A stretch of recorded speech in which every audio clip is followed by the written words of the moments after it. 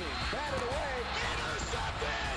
And this one should do it for the Bears. It's a good snap. It's a good hold. Good! And the Bears win over TCU. Sets a fires back to the end zone, wide open. And the catch is made for the score. Takes the snap, turn, handed off, second back through it. And again, shy of the line. And TCU beats Baylor.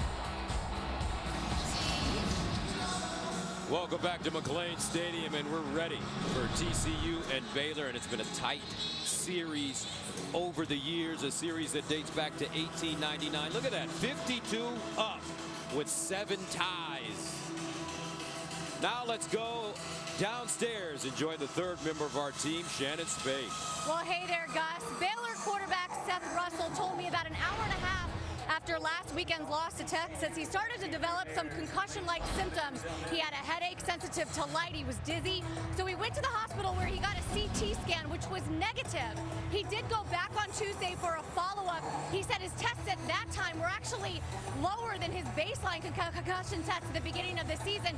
So he's been absolutely cleared. But you can understand why they were concerned, because Russell took some really tough hits in that game last weekend, including a first half hit that bends his face mask. You can see it right there on the right-hand side. And remember, Russell's just 1 year removed from that broken neck, so they don't want to take any chances with their quarterback with anything above the shoulders. All right, thank you very much. Baylor won the toss. They will receive. We'll get a chance to see Seth Russell. Links Hawthorne running the football. He gets to the 20-yard line before being taken down. So a couple of things you need to know when Baylor has the ball. We already talked about that run game, Gus, and how potent it is. But in order to run it successfully, you've got to have a threat down the field. That threat for Baylor is KD Cannon. He's fast, he's electric, he's got great hands, and they've got to get him those shots early in this game. Now, defensively for TCU, in the secondary, Nick Orr has been terrific. 4 interceptions, tied for most in the Big 12. He had a big one last week against Texas Tech, even in that loss. And this TCU defense playing much improved in large part due to Nick Orr.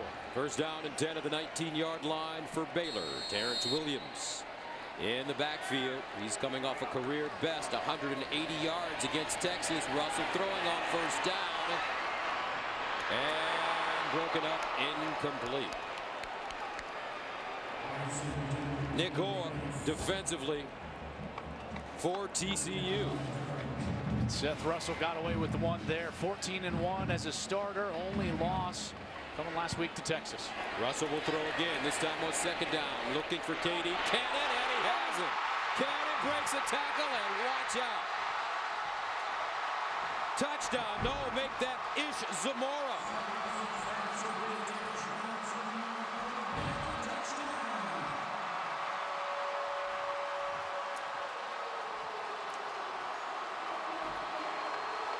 And on the second play of the game, Baylor comes up huge. Right over Anthony Tejada, and Ish Zamora got away with a little push right there with the left hand. He pushes off Tejada, gets the ball, takes it all the way into the end zone. Fortunate for Baylor that there wasn't a flag, as that left arm extended into the back of the corner number 11 for Anthony Tejada. So Chris Callahan comes in to attempt the extra point. Heads up and good. Baylor striking quickly. 81-yard touchdown. 2 plays, 81 yards. And they score in 22 seconds. This was the exact fear for Gary Patterson coming into this game. The TCU head coach, who has coached this defense so well over the last few weeks, held Texas Tech in check a week ago. One of the things he said is that this Baylor team doesn't quite have the home run hitters on the outside that they have in the past, and he thought that they were going to get away with more aggressive coverage. Well, early in the game, Seth Russell saw it, Ish Zamora exposed it, and Baylor with a quick strike touchdown. All right, here are the Big 12 standings, sponsored by Sonic, an official sponsor of the Big 12 Conference. Baylor sitting at 6-1, but that loss last week put them behind the 8 ball. They still have that game against Oklahoma looming on the schedule. West Virginia still with 1 loss, and Oklahoma State still sitting there in a very good position as well. So Baylor with an 81-yard touchdown to Ish Zamora. Now TCU will get an opportunity. Cavante Turpin One of the most dangerous return men in the Big 12 will start from the 1. Turpin still on his feet, hits the sideline, cuts it inside, and walks out of bounds at the 45. Nice move, a 45-yard return. Well, he's finally healthy. He's been injured for a few weeks. That move just inside gets him about 10, 12 extra yards. And this is a guy that they're going to rely on heavily today, not just in the special teams, but also offensively in the slot. All right, a couple of things you need to know when TCU has a ball. It's Kevontae Turpin and Kyle Hicks. Kyle Hicks, probably their best all-around offensive player. He comes in a bit banged up, so he's on a pitch count at the running back position, but they are going to start him. He will play, leads the team in rush yards and receptions. And Baylor on defense, Avion Edwards has led a team that right now is first in the Big 12 in total defense as well as scoring defense. First down and 10 at the 46. Hill to throw on first down. He winds up, finds Hicks in the flats, wide open, but took his eyes off the football. So Kenny Hill, junior from South Lake, Texas, is the quarterback. He comes into this football game 12th in the nation in total offense at 336 yards a game. He has 3 of the top 9 passing performances in TCU history. Second and 10 at the 46. And they'll run it over the right side with Kyle Hicks. He's stopped by Raekwon Davis. This is going to be the first test here for Kenny Hill. Kenny Hill was actually pulled and benched late in that loss last week against Texas Tech. As the officials are going to get together here and discuss. After the play, unsportsmanlike conduct, offense number 9. The 15-yard penalty, automatic first down. That's Ryan Reed. He said offense, but yeah, we're talking about the defensive player, Ryan Reed, the corner, and some extracurricular. And again, it's always the retaliation. That little push right there. He thinks it's all fun and games, but the senior from Dallas, Texas, Gus, has got to know better than that. Foul was on the offense. On the defense, number 9. First down and 10 at the 37 now. Opening series for the TCU offense. Kenny Hill. Empty backfield.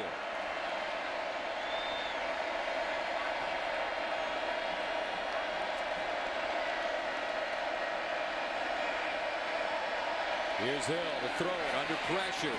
Underneath, he completes it. Taj Williams turns it up. And just like that, the Horned Frogs are on the board. 37 yards.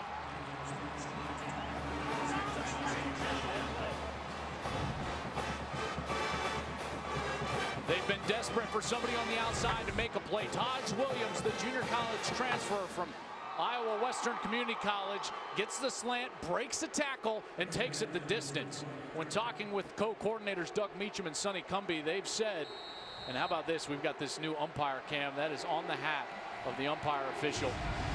Very cool look, but they said they needed someone to break a tackle and make a play. They just had it happen. Brandon Hatfield, who struggled last week, comes in, and the extra point is good. We played 57 seconds. 14 points on the board. One of those days, hopefully, in the Big 12. Fox College Football is sponsored by Wendy's. Wendy's hamburgers are made with fresh, never frozen beef.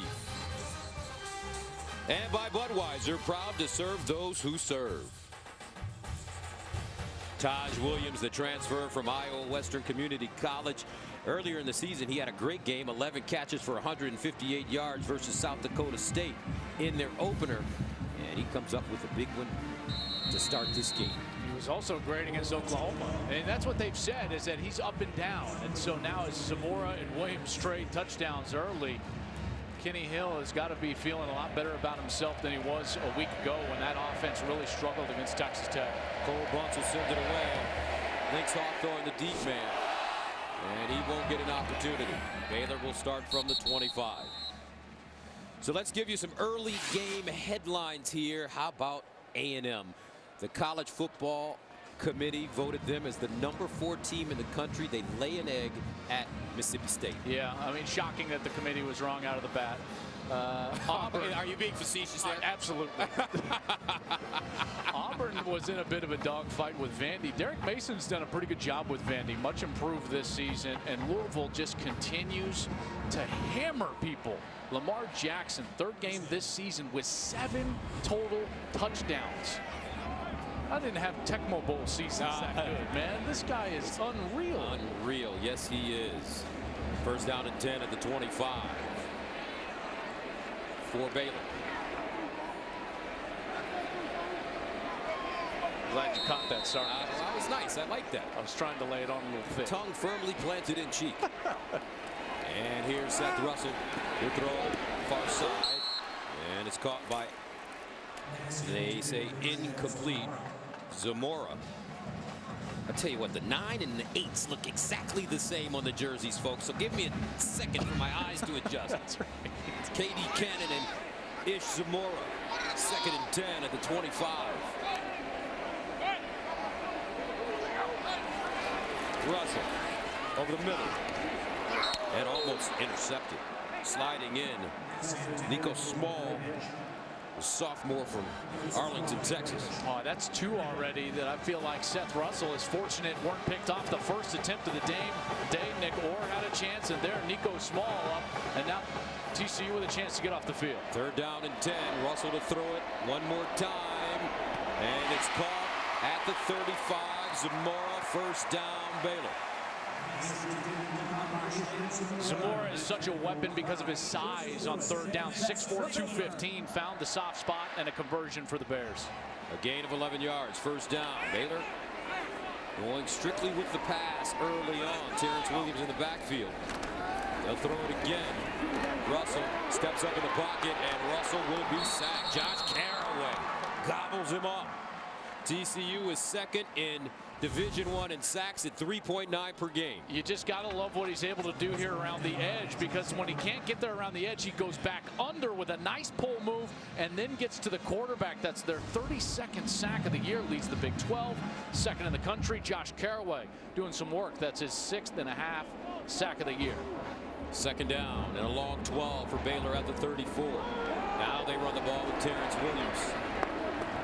And Williams crossing the 35 up to the 37. Traven Howard in the middle making the tackle. Pretty interesting philosophy here for Baylor early.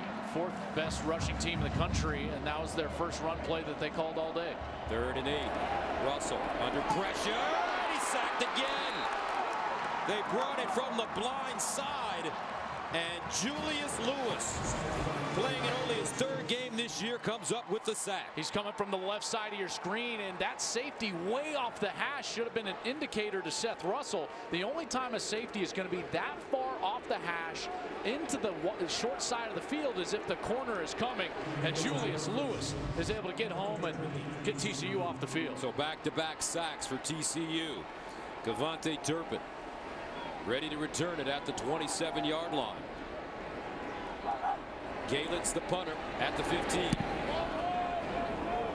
Turpin coming up, gets away from the football, and it's down inside the 40. We're pushing and shoving going on. That means the players are ready to go today. They're excited. They know this is a big rivalry here. I tell you, these rivalry games, that's the most difficult thing to do, is control your emotions. But TCU got some momentum early. Kyle Hicks and the Horned Frogs coming up.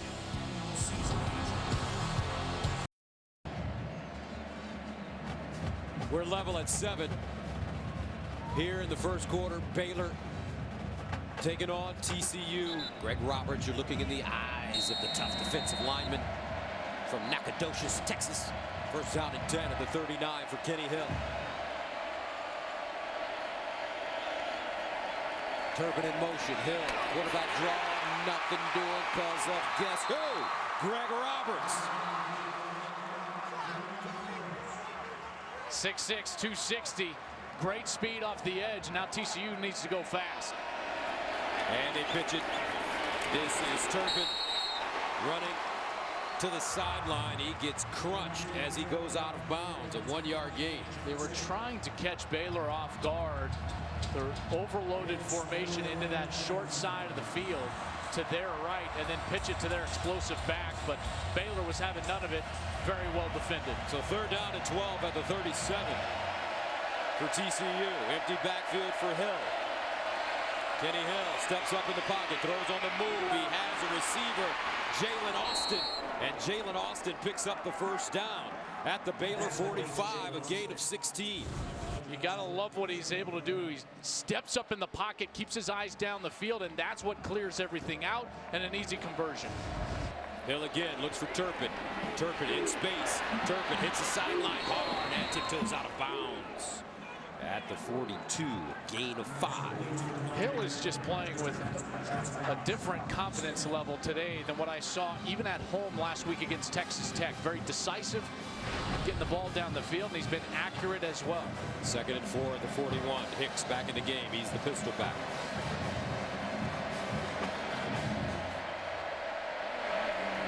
They give it to him. Hicks looking for space. And he'll tumble forward. Pick up the 1st down at Baylor 35. Greg Roberts again with the tackle. You know, even though Hicks is a bit hobbled after that injury last week, the coaches would tell you that this is as healthy as this offense has been, and they felt like today that they were going to burst out and play much better. 1st down and 10 at the 36. Hicks remaining in the game.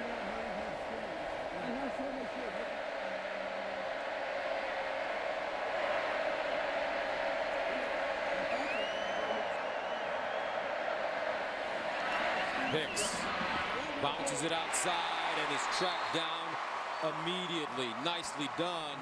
Clay Johnston coming up with the tackle. Yeah, there's Clay Johnson. He's just going to take off on the inside, and he beats big number 68, Joseph Noteboom, to the inside, and finally gets there and makes the tackle. Excellent play from that defensive end position. Kyle Hicks injured his ankle on the 1st series in last week's loss to Texas Tech. Gary Patterson says he's our best player. Not only that, he's a tough dude. He's all in. 2nd and 11 at the 37. It's like Baylor sending the house here. Hill throws it up the sideline. Incomplete. Emmanuel Porter, the intended receiver. No flag on the play. Well defended by Jamison Houston. Jamison Houston does a great job of coming back over the top with that right arm and getting into the catch zone, knocking it away from Emmanuel Porter. That was a good ball from Kenny Hill. 3rd down and 11 at the 37. Horned Frogs need to go to the 26 for a 1st down.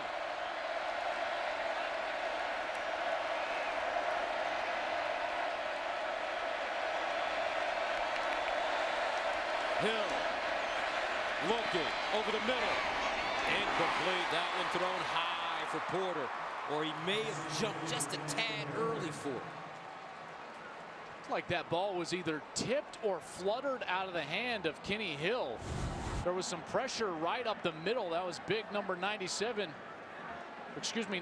Bravion Roy, and that ball was clearly not thrown crisp. Yeah, it just slipped out of his hand. That's why it sailed high and just out of the reach of Emmanuel Porter. Been raining the last couple of days here in Waco. Adam Nunez only 1 touchback and 40 punts this season.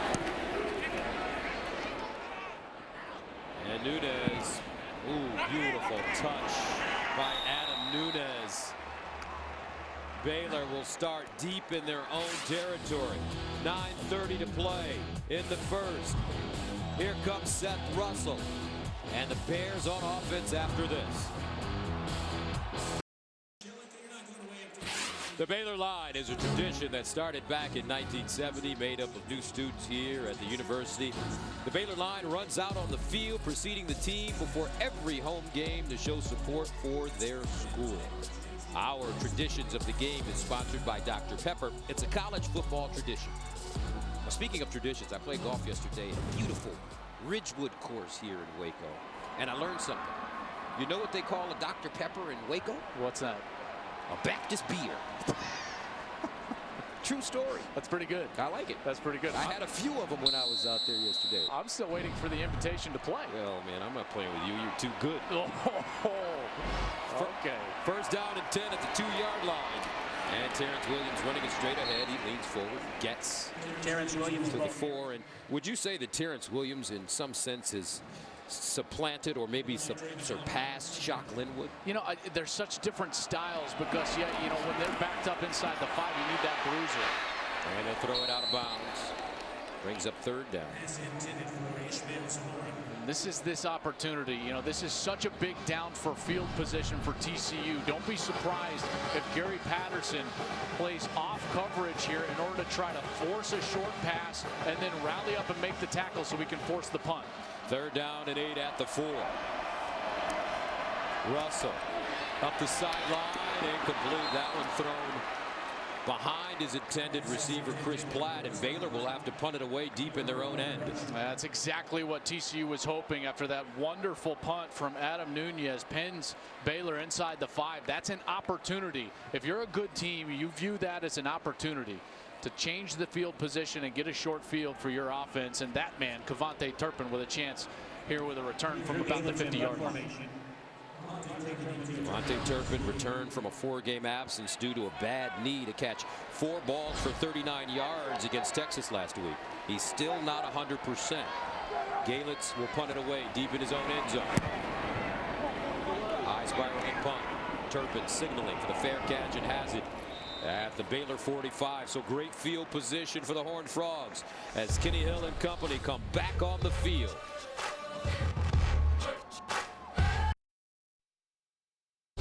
Fox College Football is sponsored by Allstate. Proud supporters of college football, it's good to be in good hands. And by Dell. Welcome back to Waco, Texas, heart of Central Texas, and we'd like to give a shout out to the men and women serving in our armed forces and remind everyone that Budweiser is proud to serve those who serve. And we salute Private First Class Danielle Vian, a proud member of the United States Marine Corps. Private Vian is the daughter of one of our outstanding cameramen, Bobby Wilson. There's Big Bob. Give us a thumbs up, Bobby. All right. I love it. Bobby's great. Every week he busts his butt, does a great job for us. On first down, Darius Anderson tries to get outside, spins, finally goes down at the 40-yard line. Avion Edwards with the tackle, the linebacker. Edwards can squat 700 pounds. 2nd and 5 at the 40. Hill with time over the middle and incomplete. That one in and out of the hands of Darius Anderson. It's a couple of drops that we've already seen from TCU. If you What do you say to your receiver when you're the quarterback and they're dropping the football? It's very important what you say to him, Gus. I mean, you have to say nothing at all. You don't even address it. You just say, next time, here we go. 3rd down and 5 at the 40.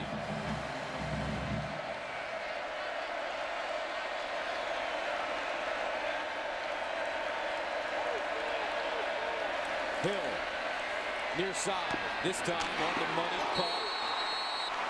Jarius Stewart with the reception, but looks like he's short of the first down. A lot of hard hitting. Trayvon Blanchard, crunch. That was such a great open field play from Trayvon Blanchard. Now TCU's going to stay on the field right in that no man's land outside of the 35-yard line, inside of a yard to go. For the season, TCU 5 of 8, 3rd in the Big 12 in this situation. Remember, Kenny Hill can run it. He has close to 300 yards rushing on the season.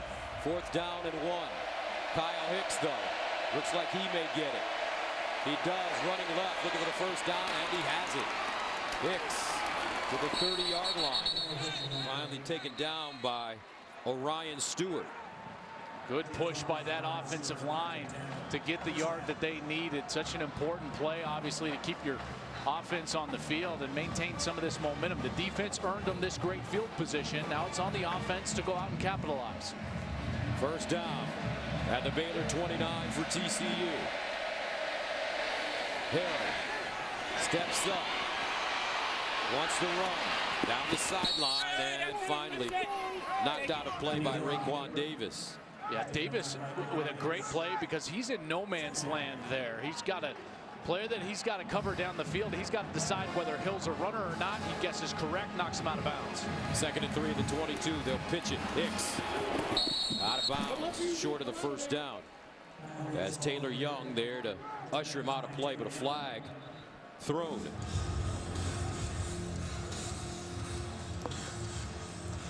Thrown all the way from the back. Mike DeFee will give us the call.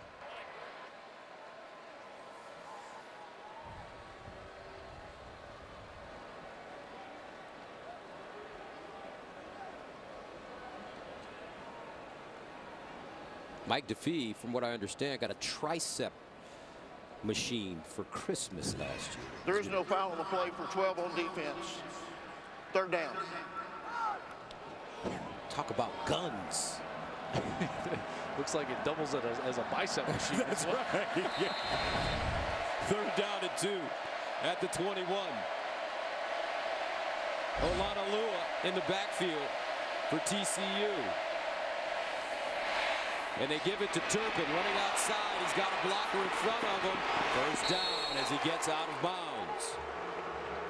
They bring in the true freshman, Shewo Olanalua, who's 220 pounds. He's on the right side, number 33. He's going to act as a lead blocker. That's 64, Matt Pryor, who just got enough of Xavier Jones, number 94, to get him loose around the edge. 1st down and 10 at the 12-yard line.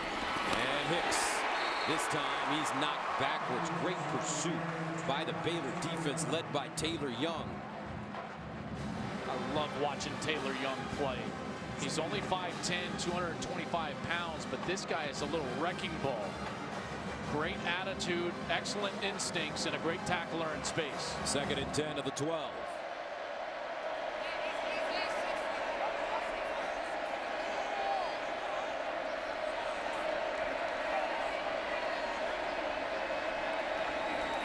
Kenny Hill to throw it. Lobs it in the corner. Has a receiver.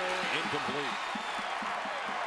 Turpin, the intended receiver, but great coverage by Chance Waz. This is a timing play where the inside receiver, Turpin, is going to head for the corner. He's open, but the ball was thrown late. See how that ball is late and way too high? If it's on time, that's probably a touchdown, because I thought Turpin ran a great route. Kenny Hill has got to make sure the timing of that ball is perfectly thrown, and it was not on the last play. 10th play of the drive that started at the Baylor 45. 3rd down and 10 at the 12.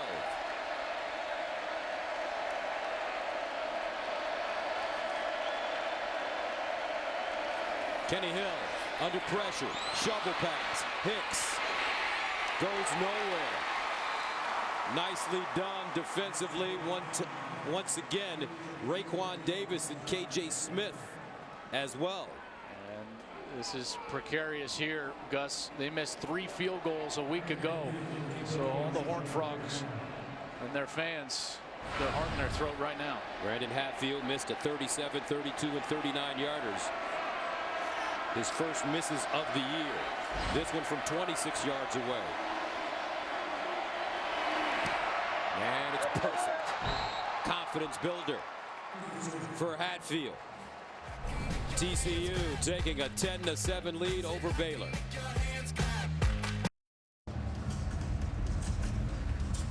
And Joel, your thoughts on Kenny Hill? Here's a man that completed at least 63% of his passes in each of their first 4 games, but hasn't hit 60% in any of the 4 games since. I always look at, are there injuries around you? Because quarterback still is a dependent position, in particular in the college game. You've got to have players that can get open, catch the football. He did not have Kevontae Turpin. Last week they missed Kyle Hicks. And now that they're healthy, I fully expect Kenny Hill to have a much better game. Links Hawthorne. We'll let this one go out of the end zone for a touchback. Now let's go to Los Angeles for a game break with Mike Hill. Well, you know, all that controversy about Texas A&M being 4th in the college football playoff rankings, you don't have to worry about that anymore. Mississippi State clearing up that business. Aggies down 7 here, seconds left. Jake Hubenik picked off by Mark McLaurin.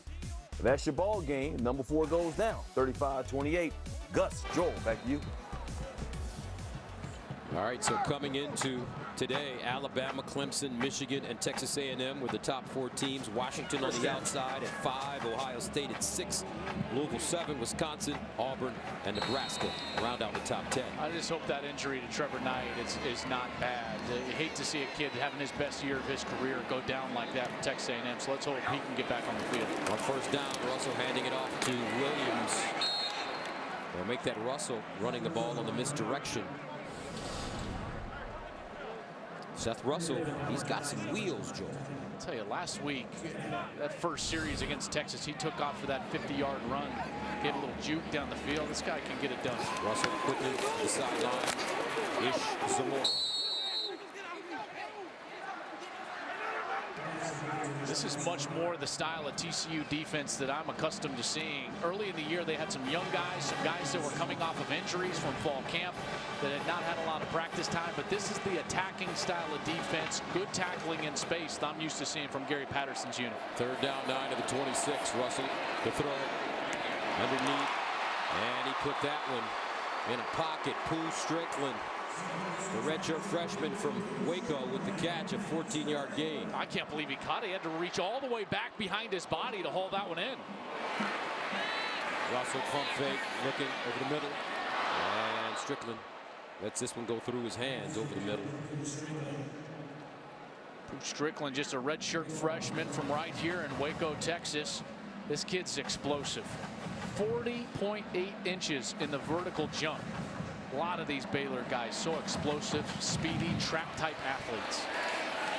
Williams trying to go outside, bottled up, and he'll gain about 1.5 yards, maybe 2 on the play.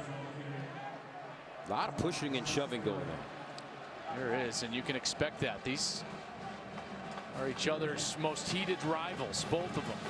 Series knotted up at 52, 52, and 7 in 111 meetings, and no love lost. Although Jim Grove and Gary Patterson have been close for a long time, but trust me, these programs do not like each other. Third down and 8. Williams running it straight ahead. As a matter of fact, Coach Grove was interesting when he said that, you know, I know these teams get after each other when they play, and that Gary and Art had a little bit of a, I don't know, a very competitive relationship. Very diplomatic way to say it. Fourth down.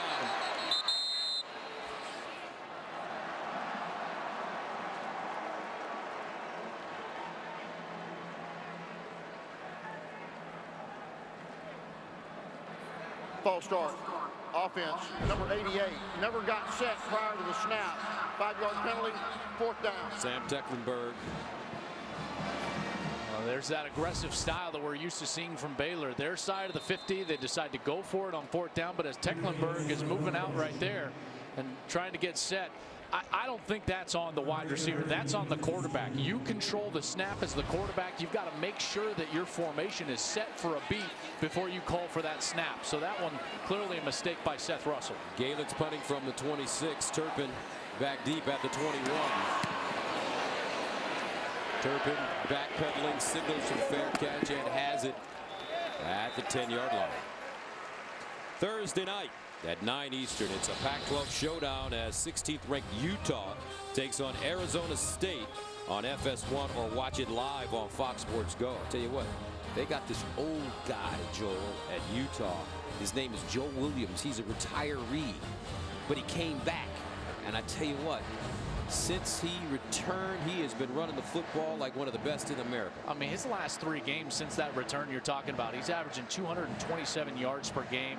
That seems so close to being 9-0. Think about it. 1 punt return against Washington that Dante Pettis takes in, and then that goal-to-go situation with Cal. You know, Utah is sitting there with 2 losses, but very easily could be an undefeated. First down and 10 to the 12-yard line. TCU has lost some tough ones this year as well. Most recently, last week at home in double overtime to Texas Tech. Hill fires out wide, and he has Turpin in space, and Turpin dragged down at 20. Good open field tackle by Patrick Levels. Yeah, and especially against Turpin. Turpin gives him a great move, but did you notice that Levels didn't go anywhere? He didn't bite on any fake. He just stayed in great position, and then he was able to bring Turpin to the ground. That is textbook from Patrick Levels, a senior from Dallas, Texas. Plays that nickelback position. He's been terrific this year. 7.5 tackles for loss, an athletic playmaker.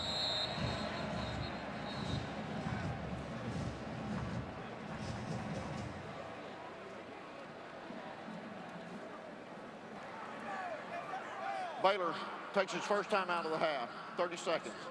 All right, we'll take a break. 3:11 to go. First quarter, 10-7, TCU.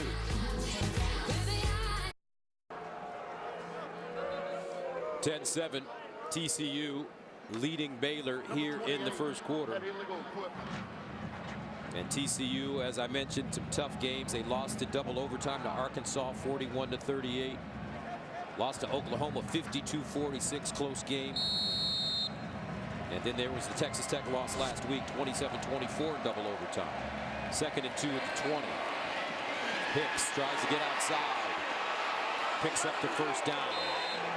Patrick Levels with the tackle, but there is a flag on the play. A really late foul called, and they're going to get a holding in the middle.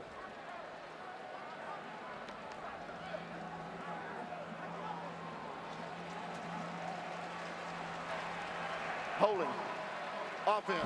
Number 52. 10-yard penalty from the previous spot. Replay 2nd down. That's the left guard, Trey Elliott. Trey Elliott is starting for Patrick Morris. So this is his 2nd game starting, and right there he just grabbed hold of Greg Roberts, number 52 from Baylor.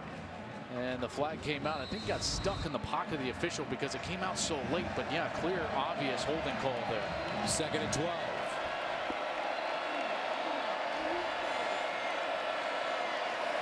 Hill. Incomplete. That one thrown high for Desmond White. The one thing that, watching Kenny Hill now, we had him against Oklahoma and now today, at times he doesn't get himself set to throw. Kind of jumps at his throw, and all of a sudden the ball comes out, and that's when you see it flutter and go high. Seen it a couple times today, but if he gets himself set, he's very accurate down the field. 3rd down and 12 at the 10. Trips at the bottom of your screen.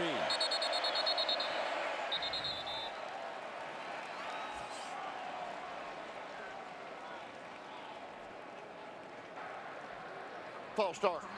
Offense. Number 68. 5-yard penalty. 3rd down. It's Joseph Noteboom, the junior from Plano. Started every game the last 2 seasons for Gary Patterson's squad, and now a couple of penalties on this offensive series that have really hurt TCU and backed them up here. The last thing you want to do as a quarterback is put the ball in harm's way. Kenny Hill has got to be safe with the ball. 3rd down and 17 at the 5. They need to go to the 22 for 1st down. Kenny Hill to the sideline. Caught. Diarse with the reception, and it looks like he has a 1st down, the LSU transfer. What a great effort at the end here from Diarse. Diarse is the inside receiver, the outside receiver. He runs just an inside out, gets himself all the way past the 1st down marker as we have another penalty flag on the field. Personal foul. Face mask. Defense, number 11. That 15-yard penalty will be added to the end of the run. Automatic 1st down. Jamison Houston called for the face mask penalty. They changed Diarse's position. Diarse is an inside receiver, and he had to move outside because of some of the injuries going on. So now he's back to his natural position. They feel like that's going to allow him to be much more a part of this game plan and more productive as the day goes on. 35 yards gained on the completion and the penalty for TCU. 1st down and 10 at the 40. Darius Anderson in the backfield. Here's the pitch. Anderson hits the corner with speed, turns it up, and gets inside Baylor territory. Taylor Young finally brings him down.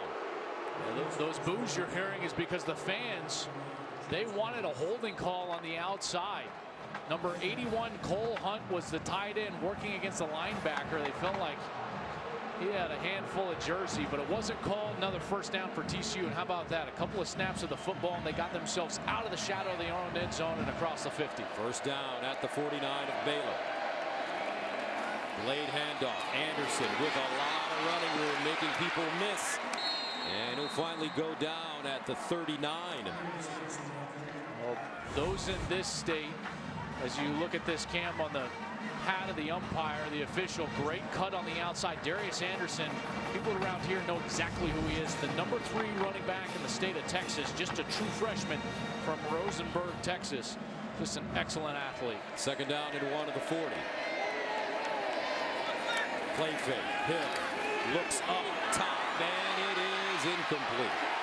Emmanuel Porter, the intended receiver, and there is a flag on the play. And this will be interference against Baylor. Jamison Houston in coverage against Emmanuel Porter. Now they're going to discuss it. There was a lot of fighting, but right here you felt Pass like interference. Defense, number 11. 15-yard penalty from the previous spot. Automatic first down. I don't think there's any question that was a pass interference. Houston not only kind of had that arm bar, but he had a handful of jersey and was preventing Emmanuel Porter from getting down and actually catching that ball. Excellent call by the officials there. Darius Anderson back in the game and running back for TCU. First down. Anderson.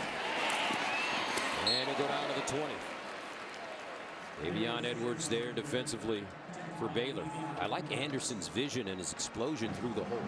You know, one of the things from a young running back that you want to see is a commitment to get downhill rather than just run around and trying to find open space. Anderson clearly has that. 4 carries, 28 yards for Anderson. 2nd and 7. Play fake. Hill bouncing around. Hill throws. Ooh, he put that one on the money and out of bounds. Jalen Austin gobbled up that pass and gains 8 yards. Nicely done by Kenny Hill. Yeah, and kudos to Austin as well, who broke off his route and moved towards the sidelines to get open. 1st and 10 at the 13. Hill swings it out. Kaya Hicks. And it'll just go out of bounds. About at the line of scrimmage. Trayvon Blanchard there defensively for Baylor. Well, now we're back in this situation inside the red zone. The last time we were here, Baylor ended up bowing their neck and forcing that field goal from TCU. Jim Grobe's defense under Phil Bennett, the defensive coordinator, has been very good. #1 scoring defense in the Big 12, and a big reason is they force field goals in this situation. 2nd and 10 at the 13.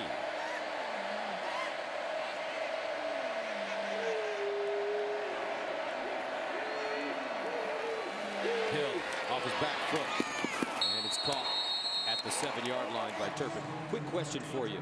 As a fan, if I'm watching the game, how do I know if the quarterback is showing good mechanics? Answer that right after this.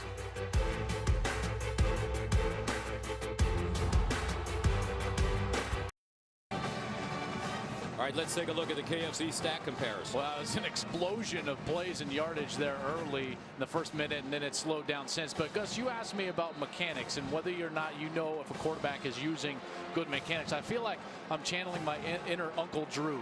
Quarterback play will be and always has been about one thing: completion. There you go. So if he's completing the ball, the mechanics are okay. You bet. I've always thought playing quarterback is more like playing shortstop rather than like being a pitcher. I think young kids nowadays are way too mechanical. 3rd down and 3 for Kenny Hill at the Baylor 6-yard line. And they'll hand it off to Hicks. Running right. Hicks. Touchdown TCU.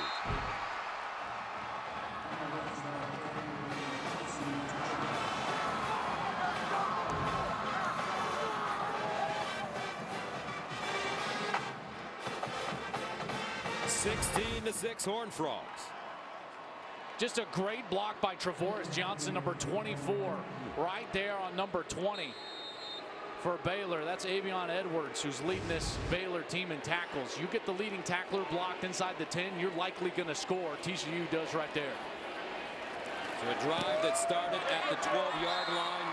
TCU completed a 3rd and 17. They got 20, and Kyle Hicks, laying with a tender ankle, pays it off. Horned Frogs take a 17-7 lead over 6-1 Baylor. Now let's go to Los Angeles and Mike Hill. Michigan ranked 3rd in the first college football playoff rankings, and it looks like they will stay there, at least for this week, if not move up. Taking on Maryland and beating them down right now. Wilton Spate, the 10-yard run, doing it himself. All Wolverines, 21-zip in the second. Gus, Joel, Shannon, back to you. All right, Jim Harbaugh, only his second year. What he's done in Ann Arbor is nothing short of amazing. He's done a remarkable job.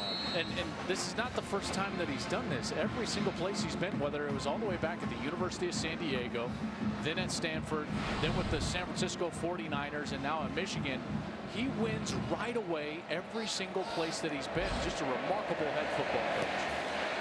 Links Hawthorne, the deep man. And Hawthorne will let this one go out of bounds. Let's go downstairs to Shannon. Well, remember yesterday we did hear Jim Grove tell us that he thinks that Gary Patterson is one of the best defensive coaches. If there's anyone that's better, he doesn't know who it is.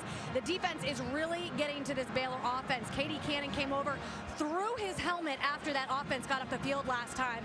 See if they can react to what they just got. How have they slowed this offense down for Baylor? Well, first and foremost is that they're giving them passing looks, meaning that they're stacking the box, trying to force the run, which is forcing Baylor to throw the football. And then they've done an excellent job on the outside, disrupting the timing of the wide receivers, and they've also gotten to Seth Russell. First down and 10 to the 25. Hasty running the football. And Hasty, nice run for the redshirt freshman from Longview. Ironically, at the beginning of this game, when you go all the way back to Coach Briles, even though they threw the ball for a lot of yards, they said that they were a running team. They didn't run it early as they snap it right to Hasty. And he'll pick up the first down. Yeah, and this drive, I feel like Kendall Briles, the offensive coordinator, is going to do two things. One, try to establish the run, and two, Gus, establish the tempo. So you're seeing them go faster. This is going to be 3, 4, 5, 6 run plays in a row here. First down and 10 to the 37. Looks like a busted play, and Seth Russell will pay for it. James McFarland jumping on it. Hasty just goes the wrong way here. Russell looking for him to read that left side defensive end. Hasty thinks it's a pass play the whole time. He's hopping up there like he's about to block somebody, so a clear missed assignment in the backfield. Loss of 2, 2nd and 12. Hasty. Now Baylor's starting to get their work done on the ground. Howard with the tackle as Hasty gets to the 40-yard line. It's the first positive yardage that they've had rushing the football all day long. 15 now in this game, averaging just under 300 yards per game. Hasty again. Hasty earlier this year versus Rice was named the Big 12 newcomer of the week after turning in the first 100-yard game of his career, 14 carries, 105. He was rated the 6th best all-purpose back in the country by one service as a senior at Longview. They thought about going for it there close to the 50-yard line, and you knew they were going to try to establish the run. They came out running on every play, but the one missed assignment by Hasty when Russell just had to eat that ball into the line of scrimmage makes them pay, and they have to punt it away. Turpin back at the 20. Galitz will punt it away from the 23. Turpin with the fair catch signal and has it. The TCU defense really stepping up.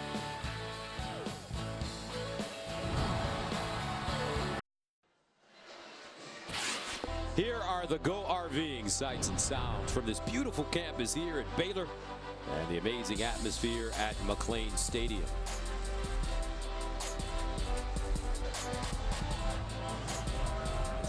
Certainly one of the more picturesque settings in college football right here along the banks of the Brazos River. Beautiful new stadium, and they've been nearly unbeatable since this place opened up a few years ago. First down and 10 to the 23, and the quick strike goes to Turpin. He turns it up and gets to the 30 as Greg Roberts jumps on his back and brings him down. They want to get Turpin in space. This is the type of guy that is just so difficult to tackle in space. And they use tempo, they use these wide formations like you see right here to try to make that happen. Kenny Hill with time now wants to run it, picks up the first down, and even more. He's got a huge lane, still on the move. And Hill out of bounds deep in Baylor territory. Jamison Houston knocks him out of play after a 40-yard gain. Watch all the flow go towards the right, and once he sees that, there's just nothing but green turf in front of him, and Hill takes off. What a great decision and a huge gain for TCU. First down at the Baylor 30. Hicks.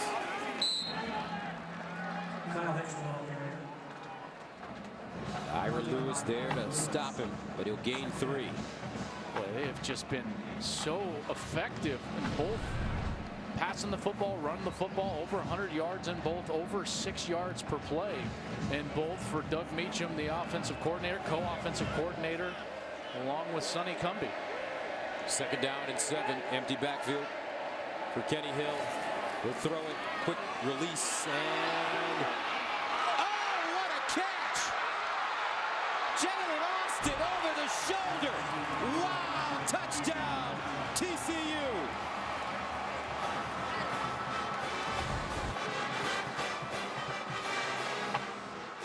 What a catch! He's juggling the ball as he's going out. I don't know if he secured that before that right foot hit out of bounds. I think they'll certainly take another look at this.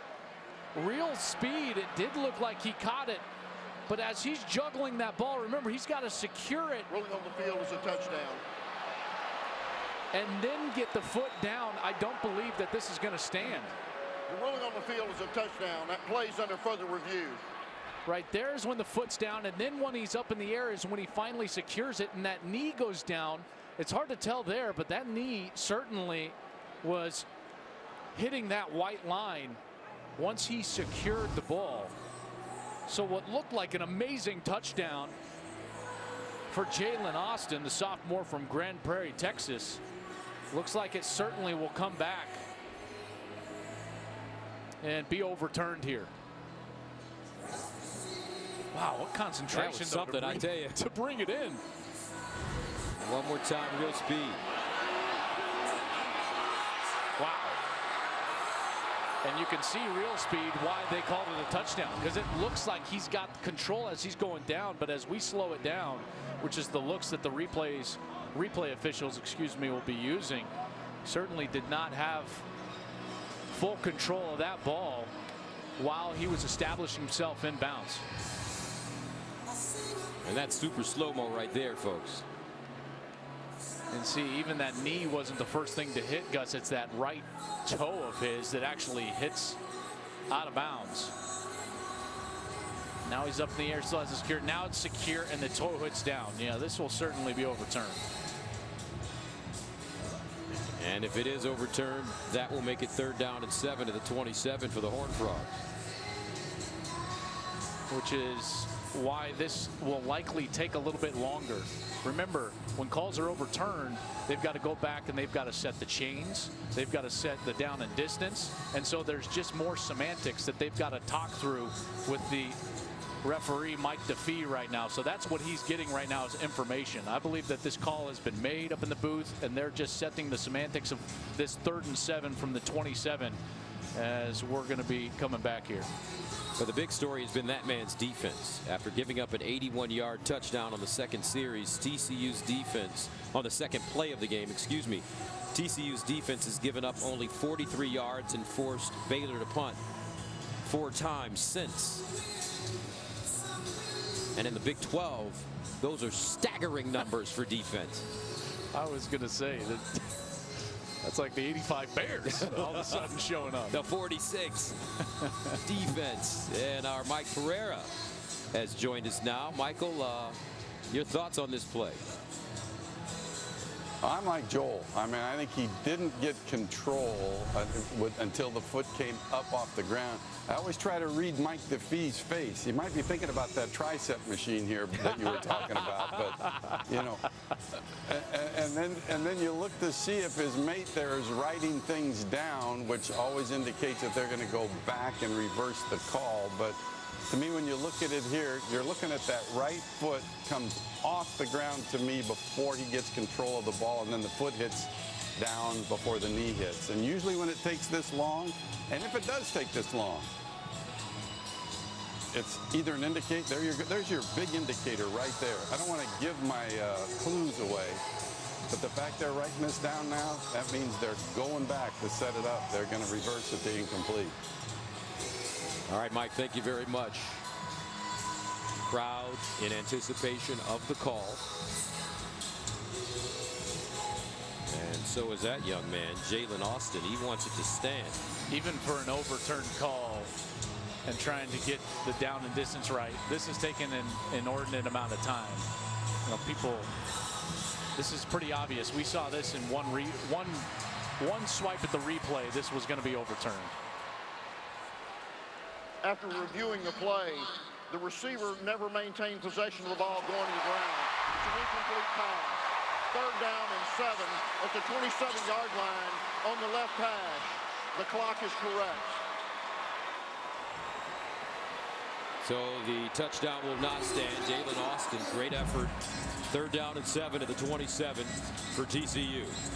Leading this game 17-7, trying to really open it up right now. Kyle Hicks in the backfield with Kenny Hill.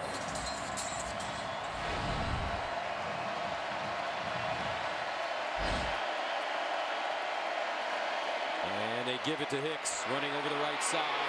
Finds some room, lowers his shoulder, plows forward. Needed to get to the 20 for a 1st down. I think he's short. Yeah, you know, a run play there at 3rd and 7 from that field position.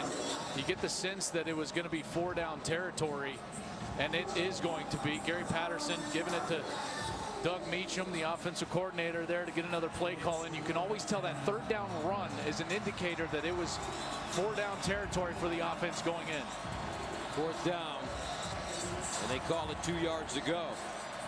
Hicks remains in the game as the pistol. And a timeout call by Baylor. And speaking of this TCU offense, Takes his 2nd time out of the half.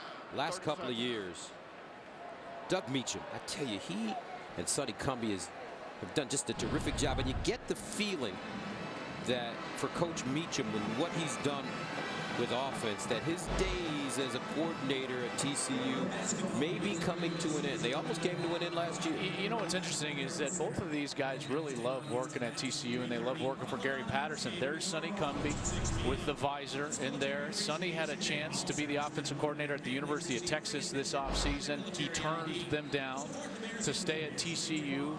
Doug Meacham was flirted with by a couple of different schools, and he just didn't feel right about it. Wanted to come back and stay at TCU with Gary Patterson. And trust me when I tell you this team next season will be very good and one of the favorites in this conference, because there's a lot of young players.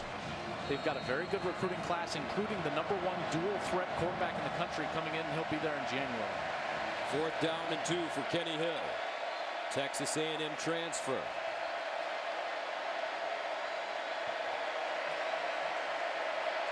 Hill gives it to Hicks, looking for the 1st down. He has it, and even more as he spins out of trouble. Hicks running, touchdown. 22 yards. What a run for a guy with a tender ankle.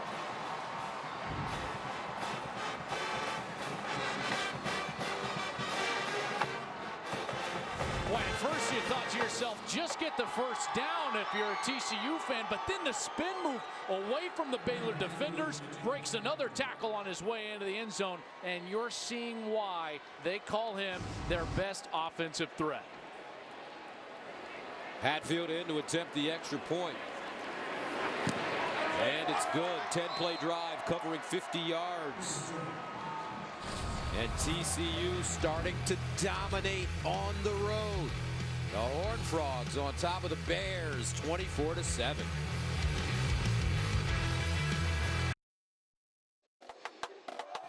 Fox College Football is sponsored by Coors Light. Whatever your mountain, climb on. 24-7 TCU as the Horned Frogs come out in this 1st half. And they have started to dominate this game with 10:44 to go in the 2nd quarter. It's just totally a different team than we saw a week ago. Really struggle offensively at home against Texas Tech, of all teams. Then they come in here and they're facing not only the #1 total defense in the Big 12, but the #1 scoring defense in the Big 12. And Kyle Hicks has had quite a day. Already 2 tugs in this game. Tony Nicholson, the deep man for Baylor. This went into the end zone for a touchback. Let's go to Los Angeles and Mike Hill for a game break. All right, Gus, second-ranked Clemson taking on Syracuse. And let's not forget about Deshaun Watson in his Heisman race. The kid is still good. Finding Deion Kane right here. 65 yards for that strike. It is all Clemson Tigers right now in the second. It's 23-0. Gus, Joel, back to you.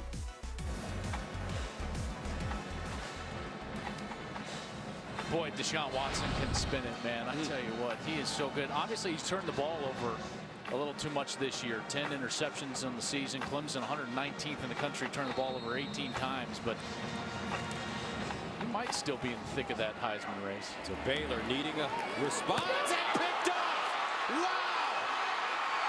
Anthony Tejada. Touchdown, Horned Frogs, 28 yards.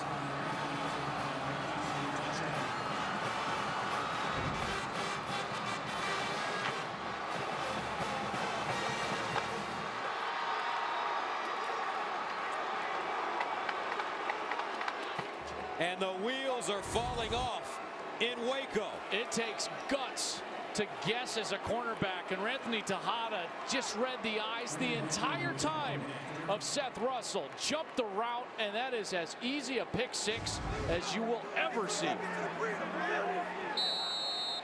Coach Grove stunned on that Baylor sideline, and we still have 10:37 to play in the second quarter. Boy, Anthony Tejada, the junior from Frisco, Texas. They talked about him being healthy and finally playing up to his capabilities, and he was shot out of a cannon. Baylor has been outscored 40-7 since going up by 8 against Texas in the fourth quarter last week.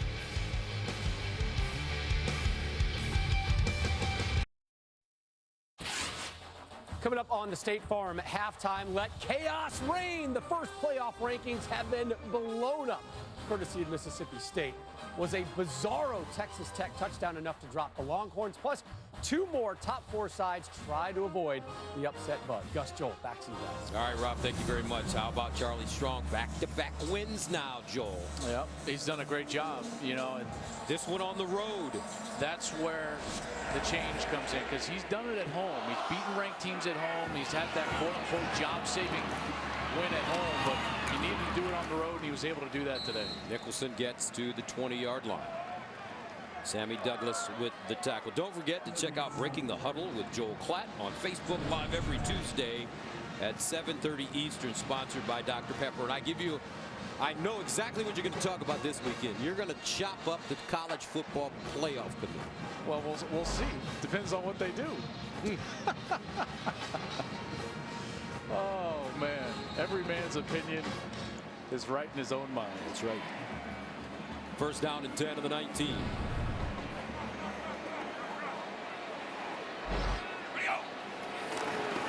Williams. That TCU defense starting to get stingier and stingier as this game goes on. Yeah, one of the things that Baylor does so well is they spread the defense out, but the difference is that the defensive line for TCU is winning up front.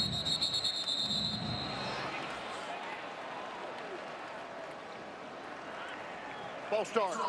Offense. Number 55. 5-yard penalty. Second down. That's Kyle Fuller, the center, senior from Wiley, Texas. 5th-year senior. 2-time All Big 12 honoree. Just a little bit of a false snap there as he leaned back before Seth Russell called for the ball. Second down to 13. Williams again running straight ahead. Not a lot of room in the center of that Horned Frogs defense. I have not seen Baylor struggle like this on offense since before Art Briles got here. Third down and 10. Seth Russell, 4 of 11, 107 yards, a touchdown and a pick. They basically have had one play of offense. Gus, that big touchdown to Zamora, but ever since then, they have gone nowhere. Russell to throw it, sideline. And that ball is caught, picked up off the turf by Zamora. We haven't heard a lot from KD Cannon in this game so far. They've done a great job of staying over the top of him with a safety, as Zamora looks like he was just able to get that left hand under the ball. What a catch from Zamora there. Great concentration to haul that one in. The ruling on the field is short of the line to gain. That plays under further review. And they're going to review the spot, because live it certainly looked like he had enough. That he needed to get all the way to the 29. He spotted that ball just short, just over the 28-yard line. Remember the yellow first down line, not official. As he gets the catch there and goes down, boy, it's going to be awful close. I think that there's enough evidence there to move the spot. I don't know if there's going to be enough to actually give him a first down.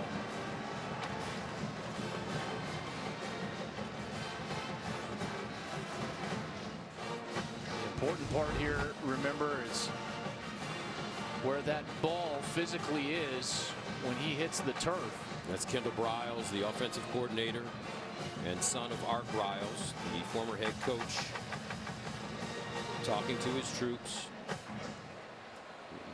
You could just imagine what kind of pressure and stress has been on that young man with such a great love for his father and having to deal with what has taken place here at Baylor this year. Certainly they haven't helped the cause as far as the focus of their players goes. Some of the things that have gone on this week, last night, all the assistants and many staffers here at Baylor tweeting out their quote-unquote rebuttal to some of the reports that have been floating around. Have to imagine that that strain not only on some of these coaches but on these players have led to the lack of focus that we've seen during the course of this game, down 31-7. Jim Grobe, the head coach of Baylor now, interim head coach, was hired in May after being out of football since resigning from Wake Forest.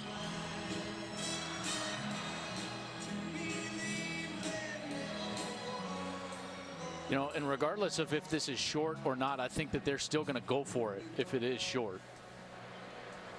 After reviewing the play, it is a catch, and the ball is beyond the 29-yard line, so it's a first down.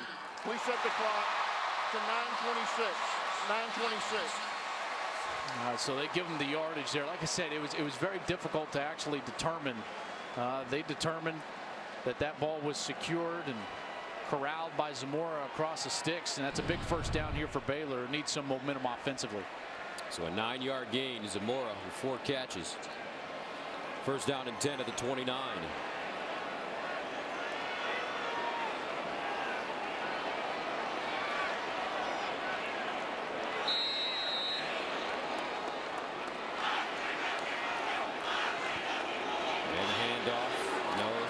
Keeps it, and he'll go down at the 32, maybe the 33-yard line in front of Howard.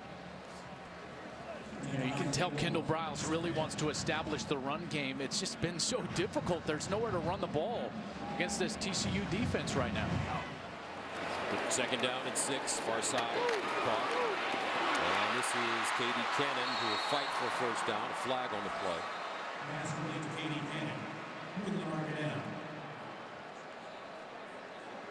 There was some extracurricular fighting going on behind the play between number 72 Blake Blackmar, the right guard,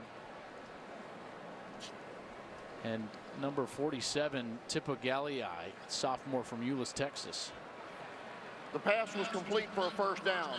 After the play, unsportsmanlike conduct, offense number 72. That's a 15-yard penalty from the dead ball spot. It'll be first down and 10. That's number 72's first unsportsmanlike conduct foul. Those unsportsmanlike conduct penalties will hurt you. Ask Colorado. It almost hurt them the other day. It certainly did. And there's Blackmore on the ground. Here he is right there.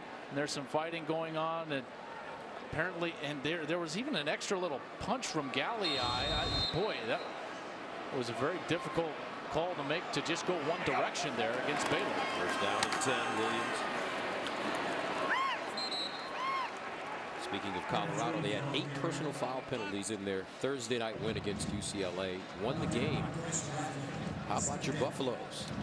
You know, when you've suffered through the last decade that the Buffaloes have suffered through, ugly wins are wins nonetheless.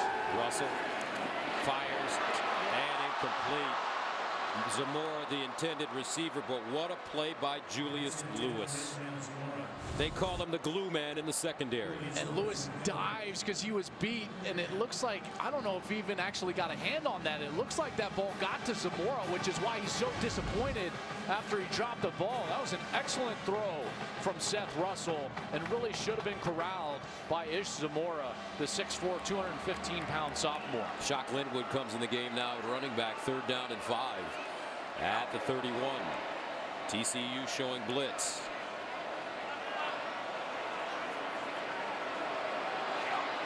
Here they come. Russell. High, incomplete. He was rattled on the play, K.D. Cannon, the intended receiver. And it looks like Baylor will have to punt it away again. Now, Russell was able to set up there. I didn't feel like the pressure was going to get to him to the point where he was going to have to rush this throw. Watch the rush coming from the right side. He steps into the throw just fine. That ball's got to be down and on the frame and completed. So Russell jumping at the throw, throws it wildly, and thus Baylor is going to have to punt it away. Galitz from the 17, and Cavante Turpin, the deep man, at the 30. High spiraling kick, and it's caught at the 25. A 44-yard punt, but TCU with momentum and the football, the lead as well, 31-7. Fox College Football is sponsored by Verizon. Join a better network because better matters. And by Geico, 15 minutes could save you 15% or more on car insurance. TCU has taken the air out of this building, McLean Stadium. The Horned Frogs have been brilliant in the first half. With the football now, 1st down and 10 at the 25. Kenny Hill, 11 of 18, 116 yards and a touchdown. As a little bit of moisture begins to fall here as it begins to sprinkle and rain. Here's the option. Hill turns it up, and Hill crashes forward into the hands of Trayvon Blanchard, but it's a 7-yard gain. Gus, I always felt like this was actually the most difficult type of precipitation to play in, when it was just kind of wet rather than a full rainstorm, because that ball, they're not trying to dry it off in between snaps, and thus it gets a little bit more wet. 2nd down and 3. Let's see if the Horned Frogs, because of the rain, resort to their running game. Travoris Johnson, Kyle Hicks in the split backfield with Kenny Hill.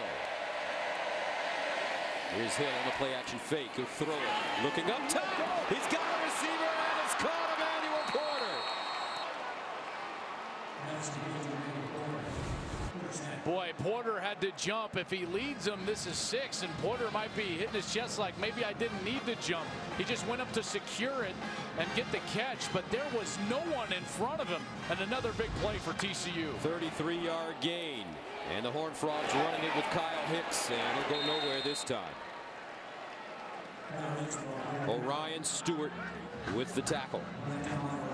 Boy, this defense desperately needs a stop for Phil Bennett. Phil Bennett has done a masterful job. They've lost a lot of talent off this defense the last couple of years, but statistically, they're playing much better. Phil Bennett has been around the block. He's coached for Bill Snyder at Kansas State, here at Baylor now, and trying to get his Bears defense going and force a kick on this possession. 2nd down and 12 yards to go for TCU at the Baylor 37. I think they need to start bringing pressure. Hill running, hits the edge, and Hill tumbles forward at the 25-yard line. They'll be short of the 1st down. They'll probably mark it at the 24 for Kedrick Vaughns defensively for Baylor. I don't think Kenny Hill gets the credit he deserves for being a runner on the outside. He is a threat out there as a runner, and it really makes it difficult on the defense because they can't commit too many guys to the running back. 5 carries, 59 yards. And a flag on the play. As Kyle Hicks runs the ball, though, they won't get the first down. Blanchard, Raekwon Davis. I think that this is going to be a formation issue. Illegal formations on the offense. 5 men in the backfield. Penalties decline. 4th down. They brought in extra offensive lineman / tight end.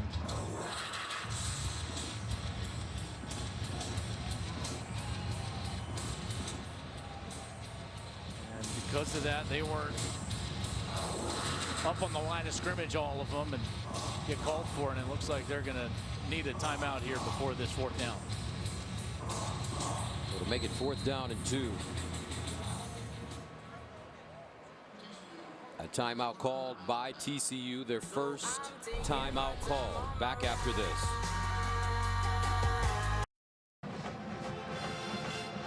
(31-7) TCU. Baylor trying to figure out a way to keep the Horned Frogs out of the end zone, but you know, this team coming into this game so well prepared in this first half. They have been, and balanced on offense.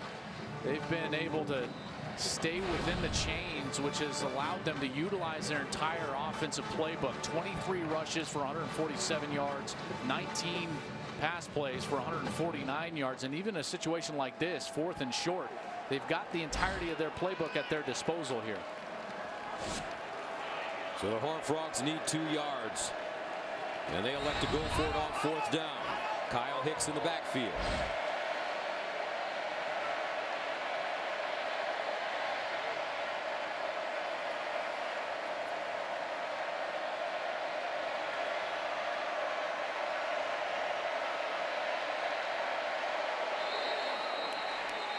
They're going to get a false start here. That new left guard, Trey Elliott.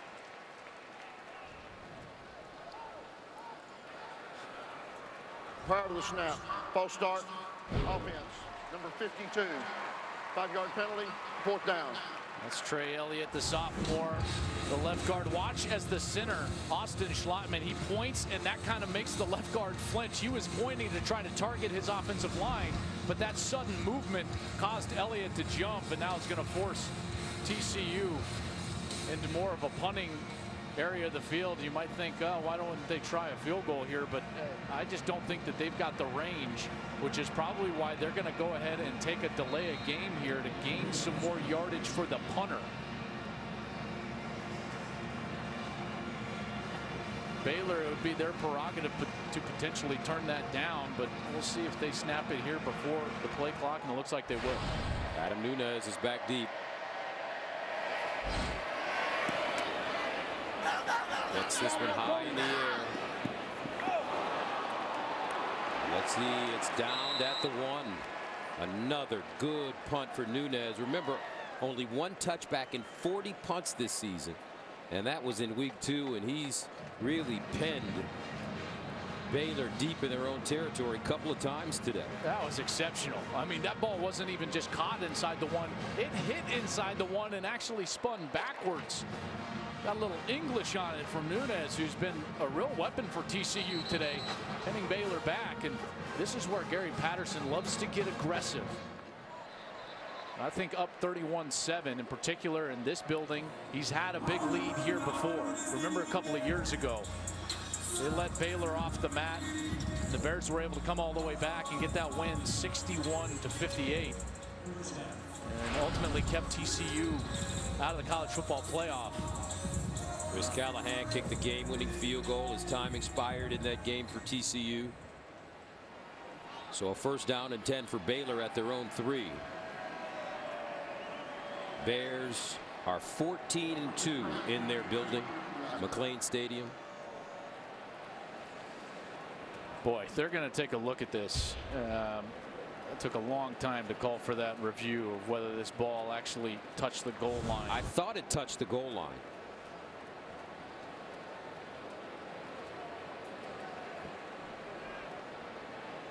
Boy, I didn't think it did. Remember, it's just got a touch. No, still can't tell.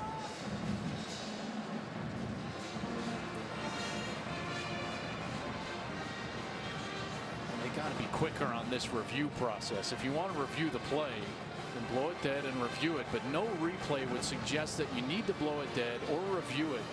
You know, these game times have been so long, and in part because of these type of stoppages. Replay was looking at whether the ball hit the goal line for a touchback. It did not. The ruling on the field is correct. First down.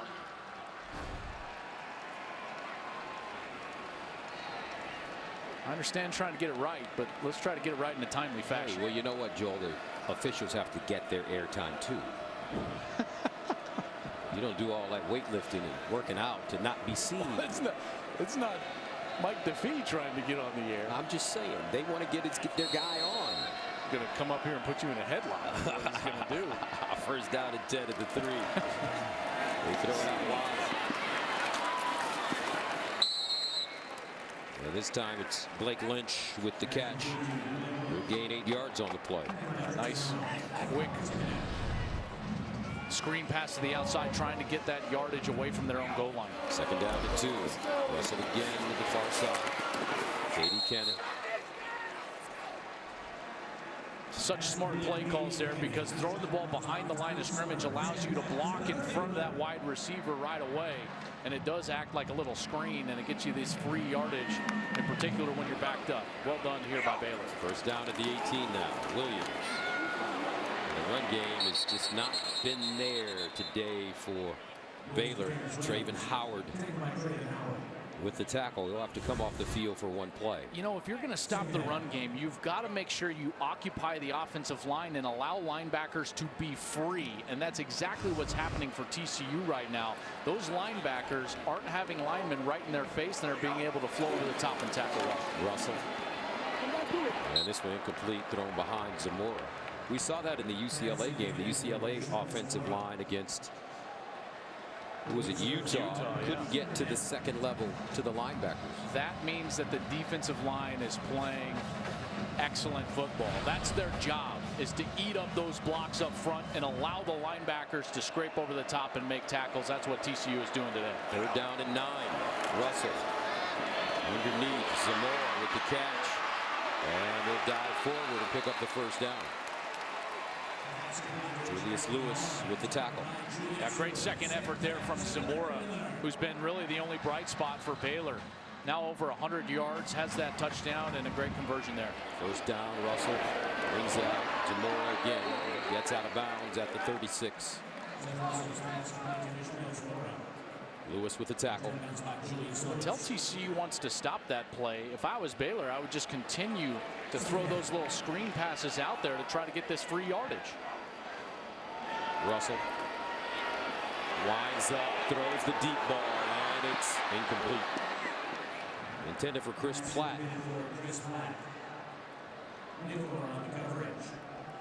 Nick Orr, number 18, the junior from DeSoto, is playing some great football. He had that route read the entire time. Really kind of curious why Russell even threw that ball, because it wasn't open by any stretch. Third down and 3.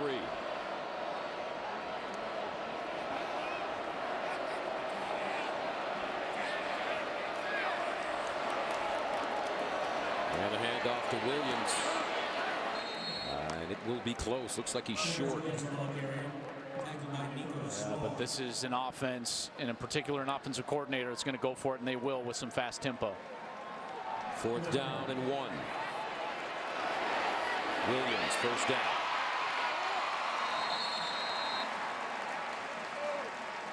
Josh Caraway, number 94, the defensive end, he wasn't even set. TCU couldn't handle the tempo, and Baylor gets a free first down. 4 minutes to play in the first half. Terrence Williams again. And he has some space over the right side, gains 7 yards. Ty Summers with the stop. TCU's having a really hard time getting aligned here. They're all looking at the sideline, not ready to go at the snap of the ball. Terrence Williams with a big opening, and Williams down inside the TCU 35. Denzel Johnson with the saving tackle. And Gary Patterson's going to call a timeout because he is furious right now. He's got to be frustrated with himself as well. He's getting these play calls into these defensive players way too late. He can be mad all he wants as his defensive lineman, but he's got to get those calls in sooner. Don't forget, the State Farm halftime show is coming up with highlights and analysis of this game and lots more. Boy, college football this time of year getting so exciting. I love it. I love this sport any time of the year, but in particular in November. First down and 10 at the 35 for Baylor. What a drive this has been. Remember, this started all the way back at the 2-yard line. 12th play of the drive. Russell underneath. Lynch. And Blake Lynch will get out of bounds and stop the clock in front of Nick Orr. And you see what getting the run game going does. A quick little play action fake, and then Lynch is wide open there for a conversion. 16-yard gain. Russell and Zamora couldn't pick it up off the turf. That ball thrown low. When you're trying to throw that ball so quickly from the shotgun, it can be so difficult because majority of the time you're not even able to get the laces. You're just trying to basically shot put it over there. Hasty. Caraway with the tackle. They've gotten the tempo going. They've gotten the run game going a little bit. Third down and 6. Russell looking. Caught out of bounds. Blake Lynch. Close to the first down. And they'll go for this one. I'm almost certain. And the offense will stay out there for Kendall Briles. 4th down and 1. Hasty in the backfield. They give it to him. And he'll crawl forward and pick up the first down. Baylor was furious because the officials were actually holding the snap of the ball, but they hadn't substituted. They wanted to go fast, and the bench just exploded when the officials were trying to hold the snap. First down and goal at the 9. 17th play of the drive.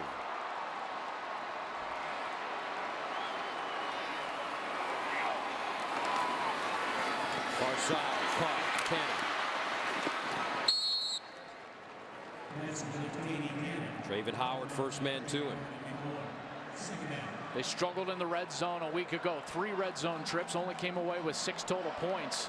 Jermichael Hasty fumbled a week ago. He's still in the game. Hasty running it this time. And he'll get to the TCU 2-yard line. That TCU defense is tired. They're up there in the low teens as far as snaps in this drive. Third down goal of the 2.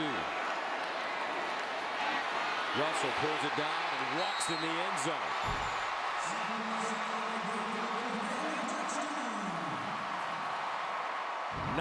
Play drive for Baylor. Watch this edge player. That's number 32 who's trying to get over there. He gets over there late, and then he gets sucked all the way down by that fake.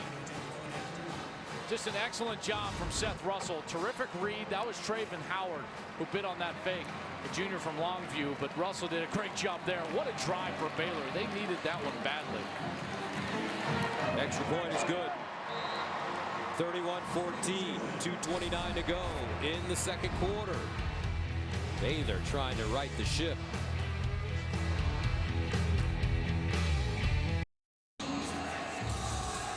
Seventh rushing touchdown of the season for Seth Russell.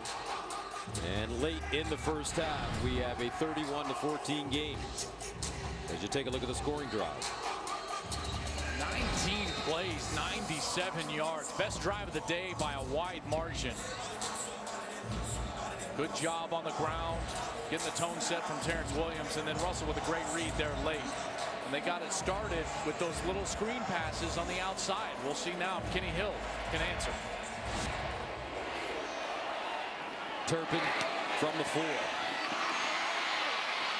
And Turpin with a lane. Can he beat the kicker? Flag on the play as Turpin gets to the 45.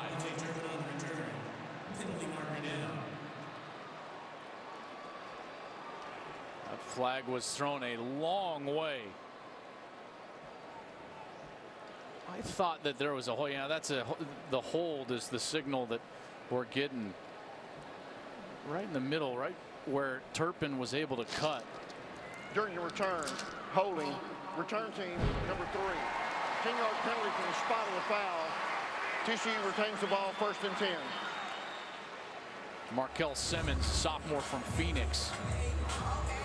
And there it is right there in the middle of your screen. There's number 3 as he's got the Baylor player all wrapped up right where Turpin was running. So the long return now taken all the way back to the 15-yard line.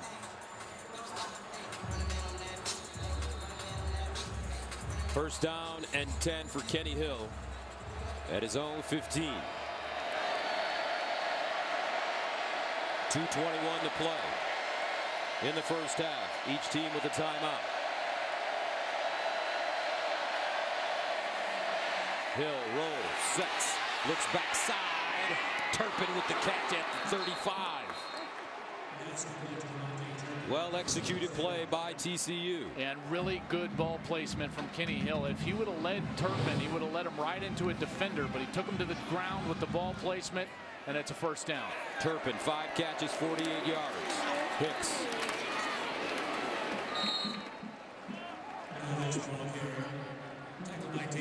With one timeout here, there's still a lot of time for TCU. This is just their normal offense. Maybe a bit of sense of urgency, but they have a sense of urgency and play with great tempo almost all the time. So this is just regular offense for them.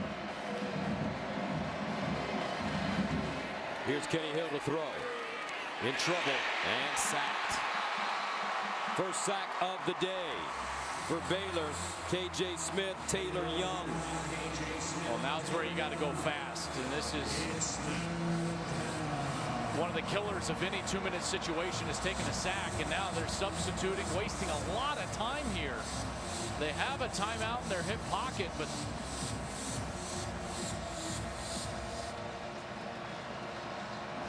third down, you wonder if they're trying to maybe burn a little clock here just in case they don't get it, so that they don't leave Baylor too much time if they were to have the punt.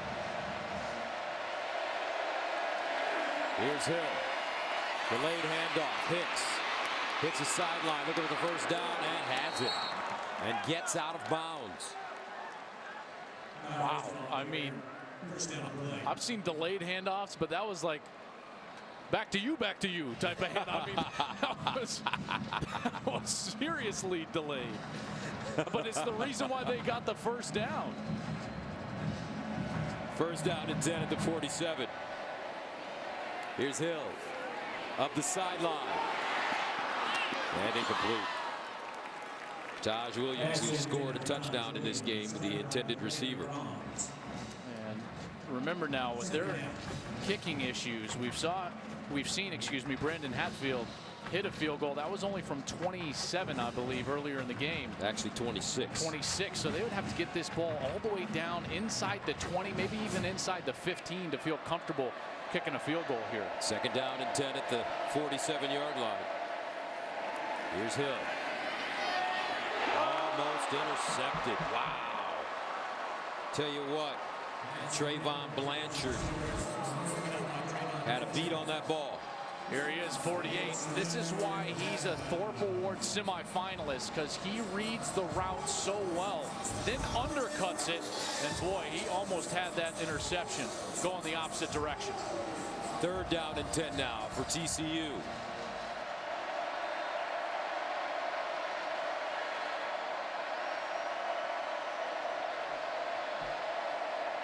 .37 seconds remaining in the first half. Here's Hill running it. Hill gets outside, turns it up, and picks up the first down. What a run for Kenny Hill. 18 yards. I mean, the read was excellent, but then the second effort, right here he goes inside, looks like he's dead to rights. Great move to get away from Avion Edwards and then picks up the first down. First down and 10 at the Baylor 36. Hill will throw it. Hill up the sideline again. And incomplete. Taj Williams couldn't haul it in. Really good coverage there for Kedrick Vaughns, sophomore from Mesquite, Texas.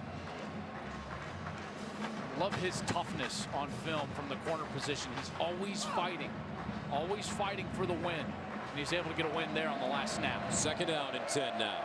Hicks in the backfield.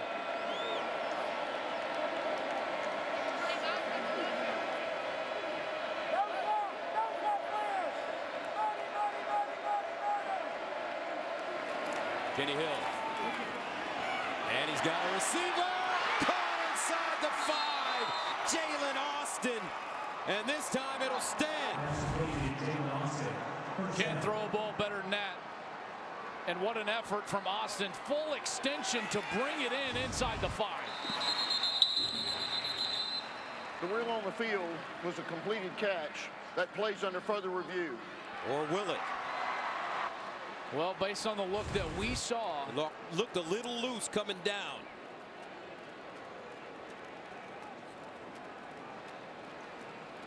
That's got to be a catch. That's a catch. That ball is secured.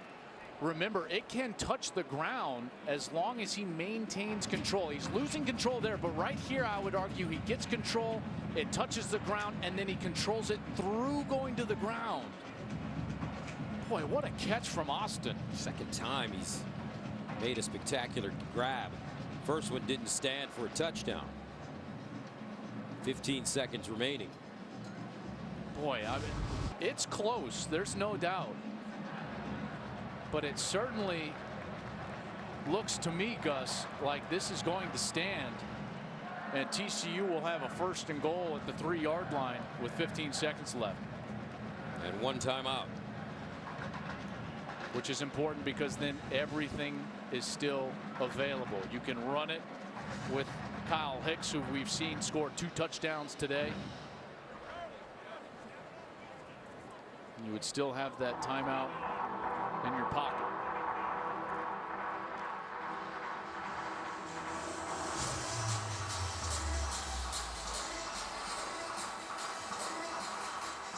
All right, that was a sensational grab. It really was.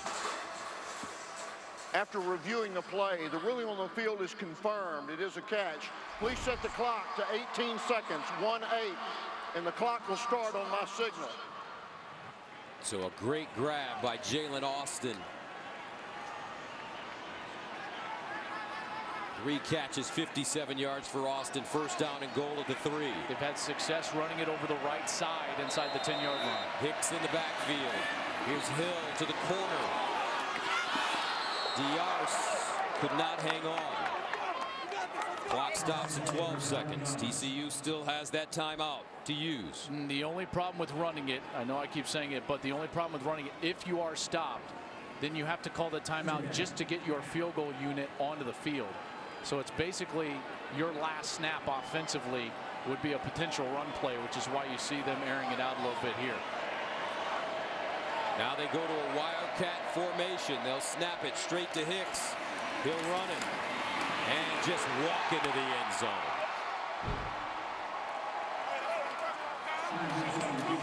TCU complete domination in the 1st half, putting up 37 points. Phil Bennett, not a happy defensive coordinator. Check out Cole Hunt. He falls down a little bit, but then there's the block late that allows this lane to open up for Hicks. And like you said, Pards, walks into the end zone. What a 1st half for the TCU Horned Frogs. Hicks, 15 carries, 66 yards, and 3 touchdowns, all coming here in the 1st half. The extra point is good. 38-14. The number 17 team in the nation getting punched around on their home field. What a series from TCU. 15 for 66 on the day for Kyle Hicks. 3 touchdowns. But we saw the best offensive series of the day for Baylor. They went 97 yards and finally punched it into the end zone. And what did TCU? They answered right back with a 2-minute possession of their own going down the field, helped in large part due to that sensational grab from the sophomore Jalen Austin that set him up with that 1st and goal inside the 5-yard line. 11 plays, 85 yards, just over 2 minutes.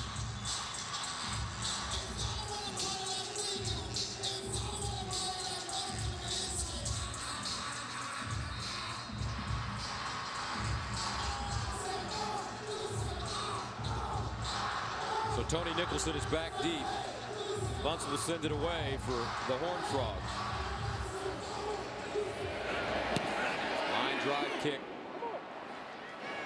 Picked up at the 13-yard line by Nicholson. And he stopped at the 20 with 2 seconds remaining. Whitmill with the tackle on special teams. So Seth Russell coming back on the field, 2 seconds to go. No reason to get crazy here. I think you got to regroup in the locker room, take your knee, and go back to the drawing board, because TCU has been dominant in every facet. Special teams, offensively, defensively. Gary Patterson's got to be very happy with what his team has been able to do here in this first half.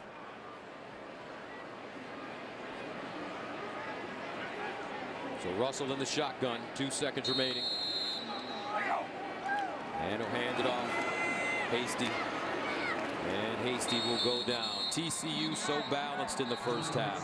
179 yards rushing, 202 yards passing, plus they add a pick 6, and they'll get the ball to start the second half. Halftime in Waco, 38-14 Horned Frogs. Right now, let's go to Rob Stone in Los Angeles.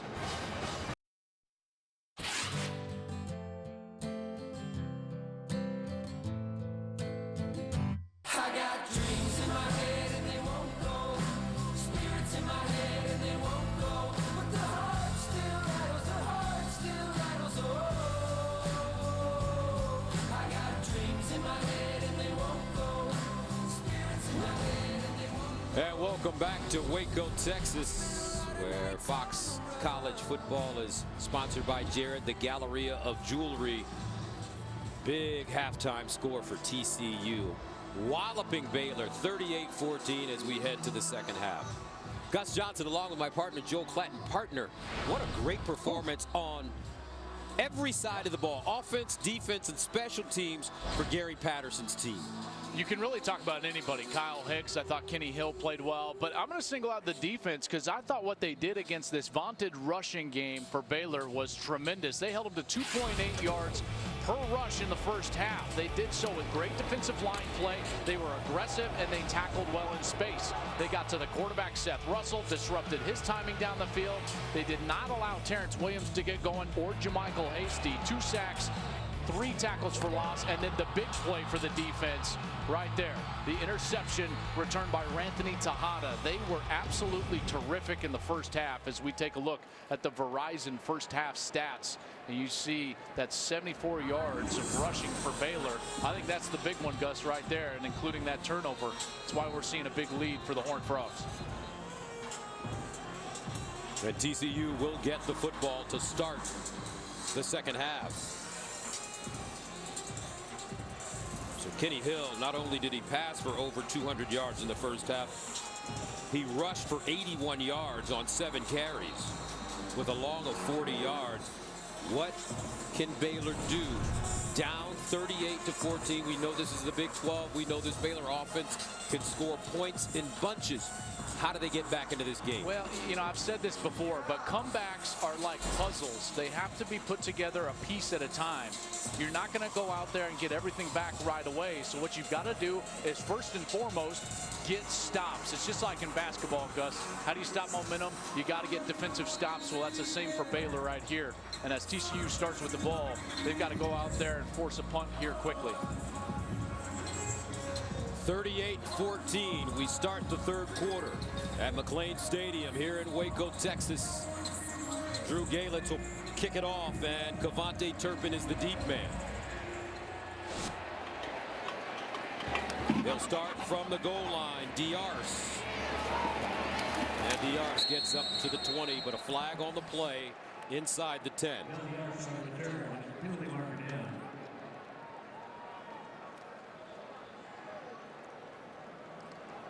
A couple penalties on these returns for TCU.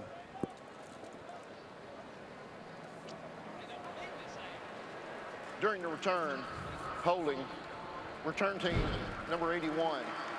Half the distance to the goal from the spot of a foul. First down. All right, let's go downstairs to Shannon. Hey there, Gus. Well, Jim Grobe actually referred back to the first 22 seconds of this game. He said anytime a team goes out and scores so quickly, he gets concerned, jacks up those emotions. He says it's taken his team some time to settle down. We saw them start to develop some rhythm on that last offensive play, but he gave TCU a lot of credit. He said, we just have to play better football. As far as TCU, Gary Patterson's message, 30 minutes, concentration. All right, Shannon, thank you very much. And Kyle Hicks will run the ball on first down. Avion Edwards with the tackle. And in that first half, Kyle Hicks, 15 carries, 70 yards, averaging 4.5 yards per carry, 3 touchdowns. Gain of 5 on that play. 2nd and 5 at the 10.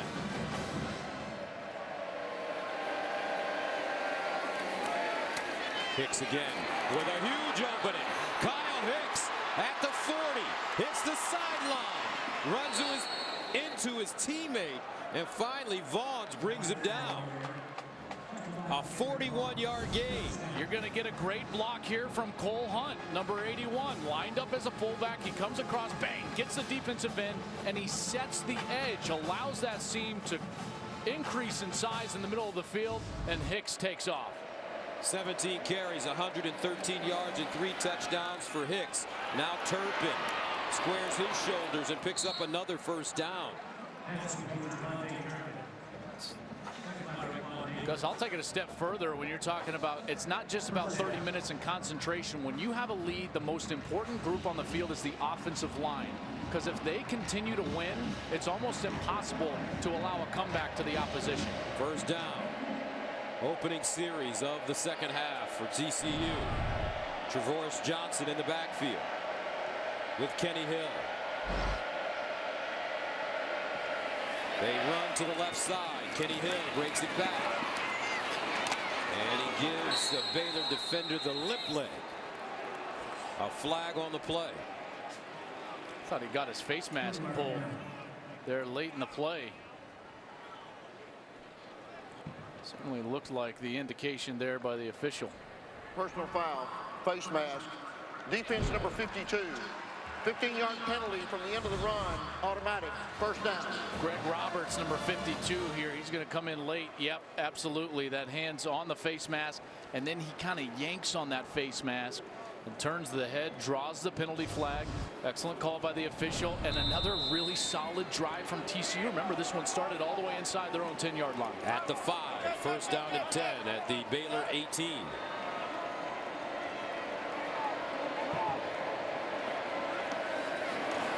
Hicks breaks it back, still running, works through the hole, and they say he goes out of bounds inside the 5. Wow, I thought he even got that ball inside the pylon for a touchdown. Watch him reach out with his right hand with the ball before he goes out of bounds.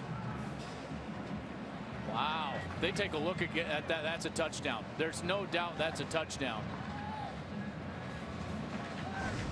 He was not out of bounds. Nothing was out of bounds. He reached that ball across, clearly inside of the pylon for a touchdown. I'm shocked that they're not stopping. There they go. Now they're going to stop it down. Really on the field was short of the goal line. That play's under further review. Well, this is going to be a touchdown for TCU, and they went right down the field like a hot knife through butter right there to start this second half.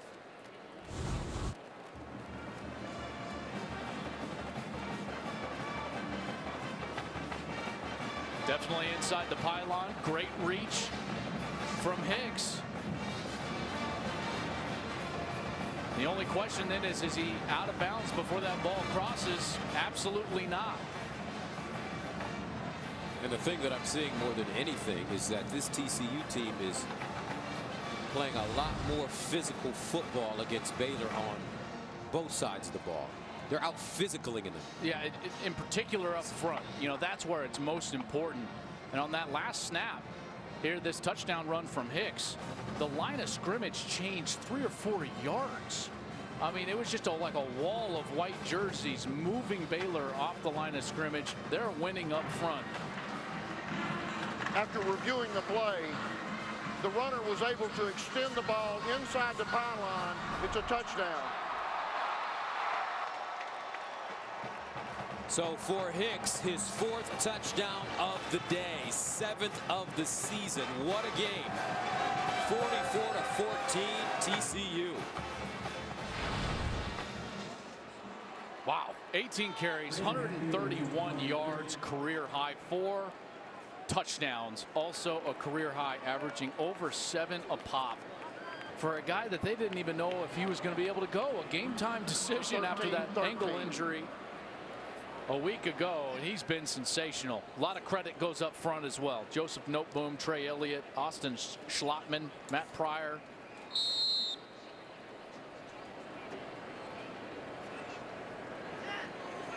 So Hatfield in to attempt the extra point for the Horned Frogs. And it's good. 45-14, 3rd quarter just getting started. And one thing you can be guaranteed is that Gary Patterson is not going to take his foot off Baylor's necks. Fox College Football is sponsored by Progressive, handing off big savings to you. By Nissan, premier partner of the Heisman Trophy. And by KFC. KFC's new $10 chicken share is a bucket for 2. KFC, it's finger licking good. 45-14, the TCU Horned Frogs sending a message to their arch rivals, the Baylor Bears. A lot of hugs on that TCU sideline. Coach Meacham and Hicks with 4 touchdowns today. Tony Nicholson back deep for Baylor. And he'll start from his own goal line. And upended at the 16-yard line. Jeff Gladney with the tackle on special teams. Let's go to Mike Hill for a game break. All right, Gus. Oklahoma State trying to battle back against Kansas State, Manhattan. Mason Rudolph finds Austin Hayes. Hayes goes 34 yards, gets him 6 into the end zone. Right now, it's a 2-point game. Just starting the 4th quarter, 30-28. Gus, Joel, back to you. That Oklahoma State team playing some good football. Mason Rudolph coming into today's game there in Manhattan had thrown 11 touchdowns, only, well, no interceptions in the last 4 games. Illegal snap. Offense number 55. 5-yard penalty. First down. Wow. Kyle Fuller, 55, just started that snap. Yep, absolutely. So a 1st and 15 at the 11. Russell, and he finds Lynch. And Lynch will get 8 yards on the play. Traven Howard with the tackle. Quick passing game effective for the Baylor offense at the end of the 2nd quarter. Russell, pump fake, looks up top, and incomplete. Zamora. You had him wide open and just used the wrong touch and trajectory on that ball. Seth Russell has not looked like himself today. He's been inaccurate, and he's missed some wide open wide receivers. Russell this time goes to the opposite side for Blake Lynch. Standing right there, Denzel Johnson. I think they got to punt this away. This could get out of hand if they go for it. This is too long. I know that they want to. This is their style. This is the way that they play. But as Seth Russell trots off the field, the timing of this passing game, you just don't see the aggressive nature that we've seen in the past. They're not running past defensive backs in the back end. Their run game has not been as explosive as we've seen. Give a lot of credit to TCU. Galix from the 9. Turpin with a fair catch at the 40. Under 12 to play, 3rd quarter. TCU, big day so far.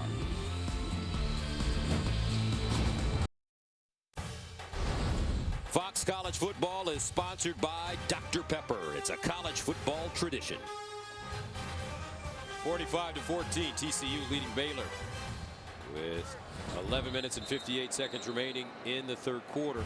Kenny Hill back on the field. As you take a look at his numbers, he's rushed for 80 yards, thrown for over 200.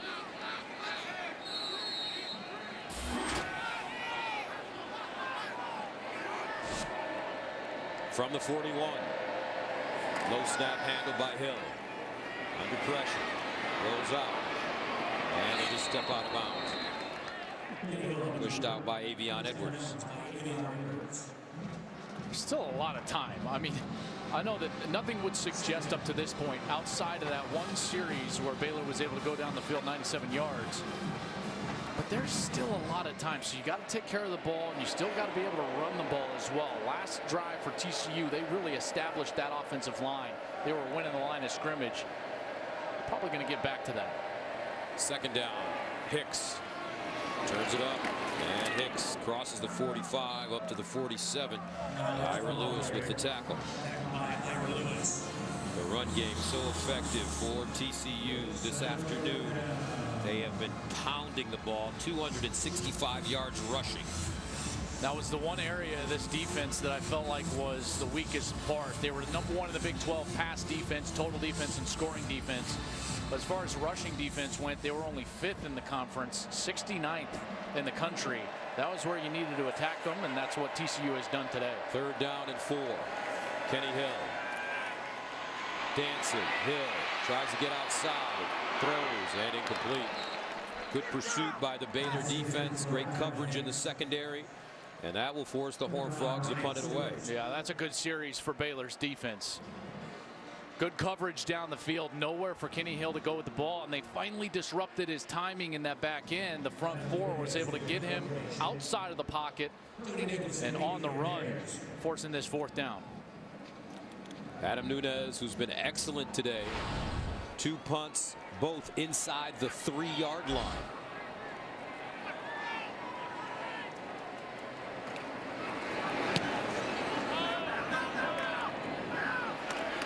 Nicholson gets to the 20, hops forward, and is finally wrapped up at the 27. Sammy Douglas with the tackle on special teams. The TCU defense may be having their best day of the season. Back on the field after this. 2 years ago against TCU, Baylor was down 21 points entering the 4th quarter with about 11 minutes left in the game. Bryce Petty led the Bears on a 24-point run that concluded with a game-winning field goal as time expired, 61-58. Loss was the loss that kept TCU out of that first college football playoff. First down at the 28-yard line. And shot Linwood running. He gained a couple. Ty Summers with the tackle. They need a solid drive here. They started their really only quality drive of the first half. They did it with short passing on the outside, loosening up the defense, and then finally getting that running game going. 2nd and 7. Again, Linwood. Big opening. And shot Linwood gets to the 45. Great block by Jordan Feuerbacher, junior from Kingwood, Texas. Number 85 came in as a fullback.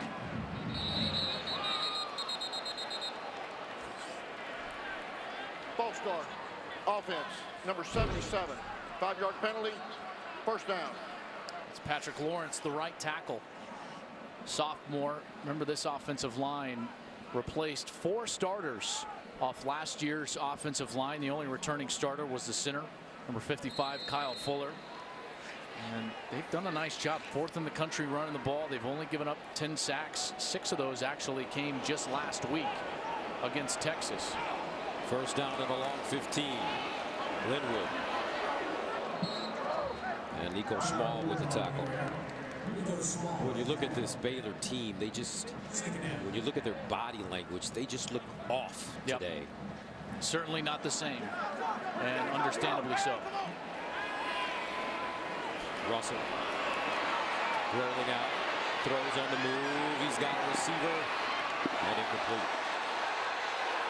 K.D. Cannon, the intended receiver, covered by Tejada. Yeah, this was a broken play, and K.D. Cannon just took off. I thought there was a lot of contact late. Watch right here before he turns, and I take that back. Tejada did a great job of turning with just minimal contact, a little bit of a hand on the chest, but nothing that was to the point that would draw a flag. I thought that was a really good no call by the officials there with contact down the field. 3rd down and 11 at the 43.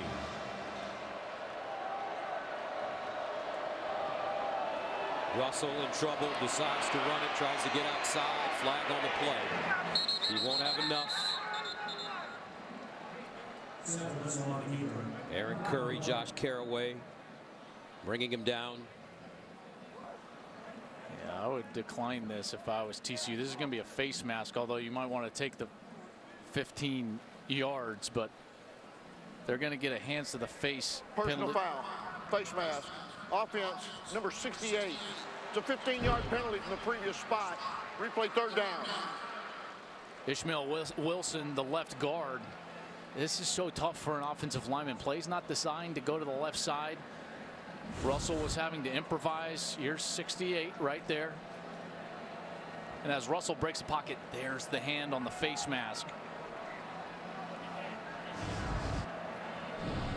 Draws the penalty and will move Baylor way back. 34th game with 10+ penalties, most in FBS. 3rd down and 26.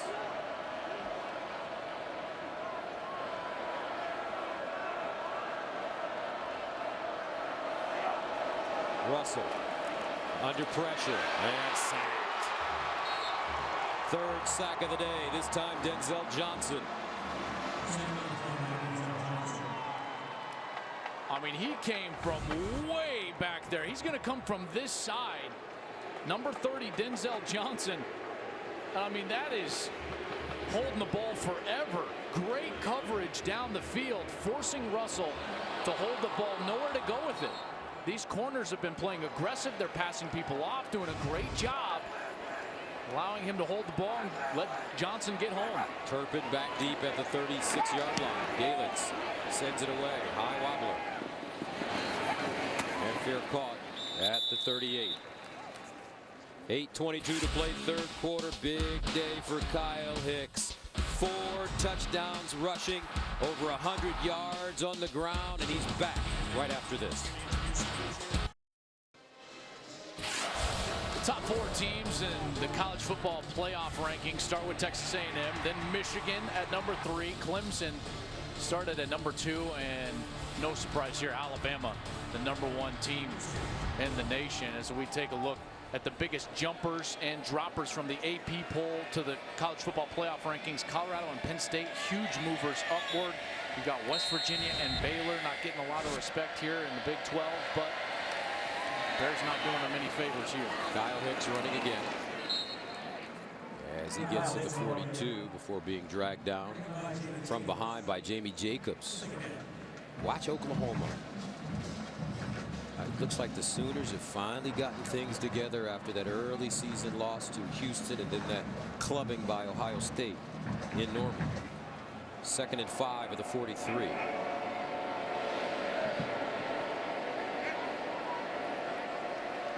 D.D. Westbrook. Tell you what, his emergence and health, more importantly, has been huge for them.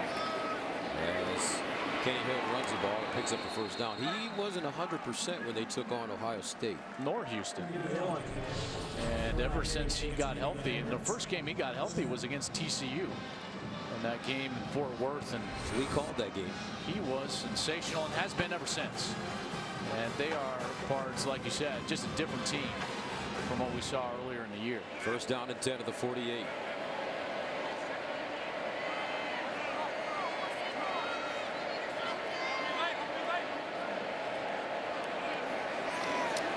Hicks with another huge lane and a 1st down. Orion Stewart there to knock him out of play, but Kyle Hicks has been sensational this afternoon. 10 yards. I want you to watch Austin Schlottman. He's going to come and be double teamed, and then watch. He spins off and gets the linebacker. That is insanely tough from the center position. It's an exceptional block and sprung him for a 1st down. 151 yards rushing for Kyle Hicks. 1st down and 10 at the 39. He's on the sideline right now. Trevorris Johnson replaces him. Johnson running. And Johnson maybe a yard. Raekwon Davis.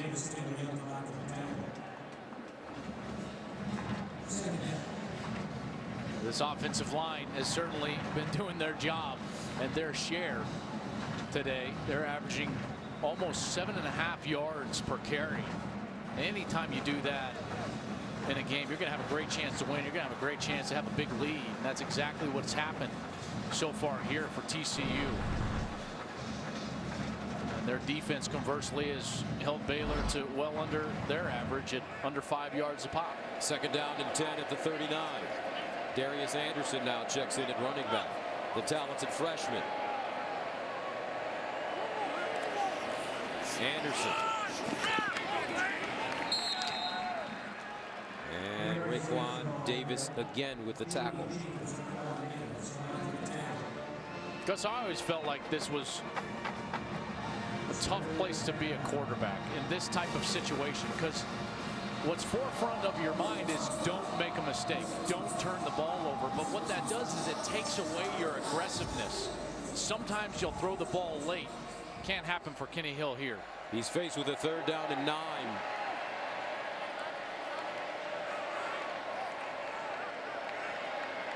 Kyle Hicks back in. Hill looking downfield. He's got a man incomplete. Jalen Austin had a couple of steps, just couldn't hang on to that ball. And Hill had to throw this a beat sooner than he wanted to, and so he tried to float it to a spot, and Austin just wasn't able to corral it and get to that spot and haul it in. So Baylor's defense has done their job here on the last couple of series, forced a punt and given an opportunity to their offense to try to get something going.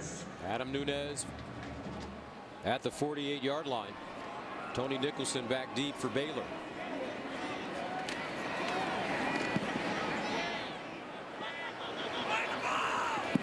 And this one boxing into the end zone for a touchback. Now tomorrow, start your Sunday with Fox NFL Kickoff and America's #1 pregame show. Then rookie sensation Dak Prescott and the Cowboys battle the Browns, or the Eagles collide with the Giants, or other regional action. Coverage begins tomorrow at 11:30 Eastern. Dak Prescott. What a player he's turning out. I tell you what, if Jerry Jones takes Dak Prescott out of the game when Tony Romo is healthy, everybody that's a Cowboys fan watching right now is nodding, saying, "You tell him, Gus." But that is Jerry Jones. Linwood.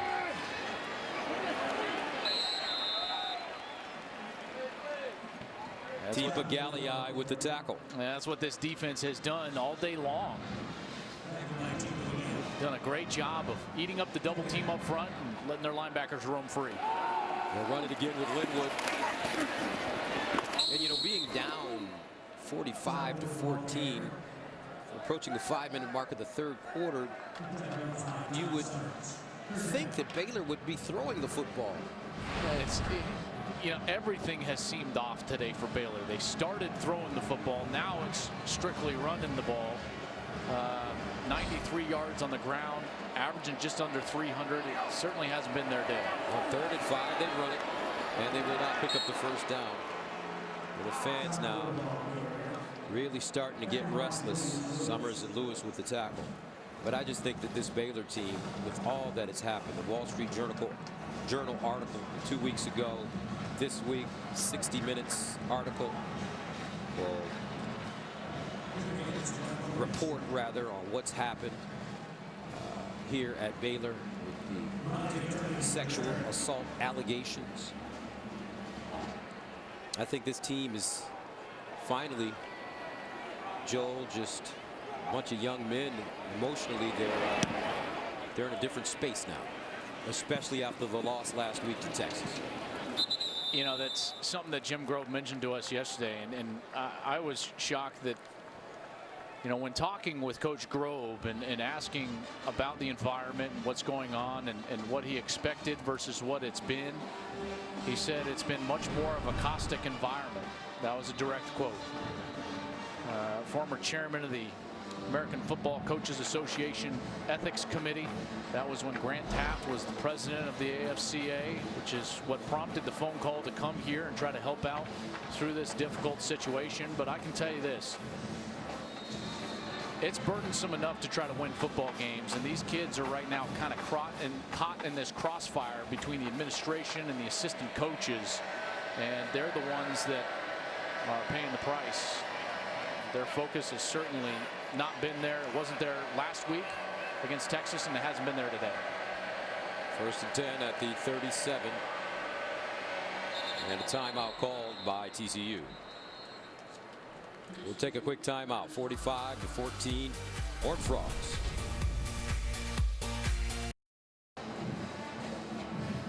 .410 to go, third quarter, 45-14. TCU with the lead and the football at the 37-yard line. Kenny Hill, he's been excellent today. Over the middle, caught by Turpin. He'll run backwards and just go out of bounds. Let's go downstairs to Shannon. Gus, you know, watching this Baylor team today, it certainly does seem like the weight of the season has caught up with them. A lot of blank stares. They've just seemed numb since the first quarter. You know, Seth Russell, he told me this week that they knew coming into the season that they were going to have to answer questions all year long. He said, true or false, they knew things were going to come out from week to week, and they've had to deal with it. But I was wondering what it was like to be a football player on the Baylor campus right now. And one player told me that they actually have support. They have support from their teachers, support from their professors, their other teammates. So that has been the bright spot to keep these guys focused. All right, thank you very much, Shannon. Kyle Hicks with a big run. And if you haven't been on top or made aware of the story, after 3 straight 10-win seasons, Art Briles was fired in May after an investigation showed a lack of a response to sexual assault allegations made by female students against football players. And those are the questions that these players have been dealing with. The stories continue to come out more and more every week, it seems, over the last couple of weeks. 1st and 10 at the 35. Anderson running the football, and Darius Anderson will get to the 25-yard line. It's self-inflicted, you know, because the Board of Regents here at Baylor feels like they have to defend their actions for what happened in May when they removed Art Briles. So they release information from the Pepper Hamilton report to the Wall Street Journal. Then the 60 Minutes piece airs, and then the assistant coaches feel like they need to defend themselves, and they release on Twitter and the like last night a response to those allegations. And you know, the adults in the room have failed to realize that the people that are being affected the most, not only, and let's not forget the victims of all of this, as well as these players that don't have any part in any of these actions, nor did they know. And that's maybe not all of them, but certainly a majority. Kenny Hill running the football. Greg Roberts with the tackle, and for TCU faced with the 2nd down at 13. Coach Grove, 64 years old, 20th year overall as a head coach.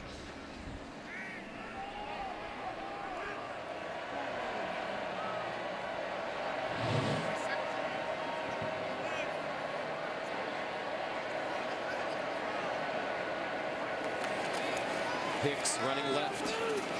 Breaks it inside, skipping, and goes down at the 22-yard line. Ira Lewis with the tackle. My last thought on this would just be, it doesn't help that there is a sector of the fan base that, at least at this point, has this misguided and impractical notion that Art Briles may even return, which is what has prompted some of that release of information from the Board of Regents. It's toxic right now around this program, and until they can turn the page and start anew, I think it's going to remain so through the end of the season. 3rd down and 9 at the 24. Olanalua.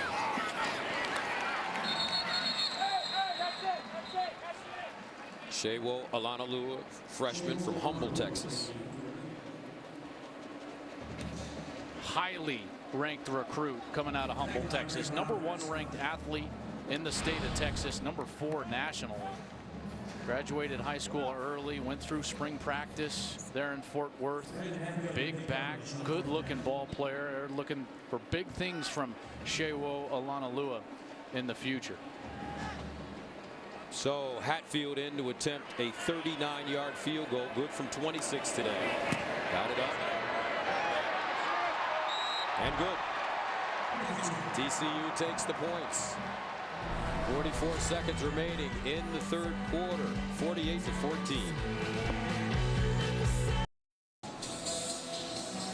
Brandon Hatfield struggled last week, missing 3 field goals. A different story. He's made both of his attempts today from 26 and 39 yards out. And TCU goes on a 7-play, 41-yard drive. 44 seconds remaining in the third quarter. 48-14. It's a team that felt like they were much better than their record. A couple of chip-shot field goals away from being 6-2. As it stood, they came in here at 4-4, but they're playing more like a 6-2 team today. Nicholson from the goal line. And he'll get to the 22-yard line.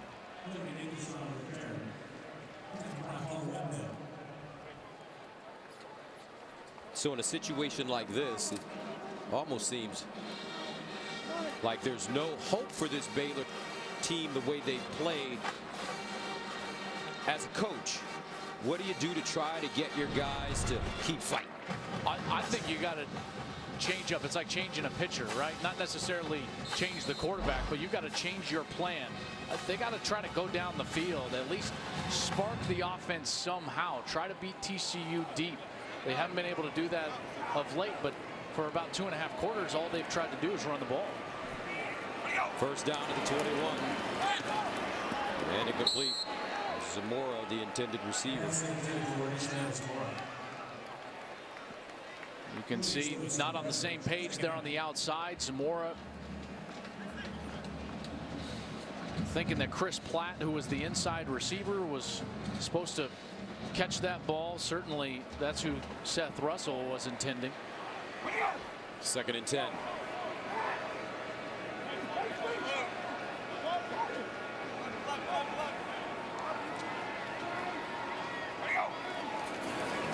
Russell looking long for Platt, and caught. Chris Platt at the 35. Well, there's that changeup of a play call, and TCU even got away with more contact down the field than they should have gotten away with. Nico Small in coverage. Platt does a great job of adjusting his body and getting back to catch that football. A 45-yard reception. And the throw to the far side for Katie Cannon. Katie Cannon stopped by Nick Orr. That's exactly what they needed. A little bit of a spark to create some energy and tempo for this offense, because they hadn't been able to do that with the run game. 2nd and 6 at the 30. And they'll hand it off to Terrence Williams straight ahead, and that'll take us to the end of the third quarter. 48-14, back to Central Texas right after this.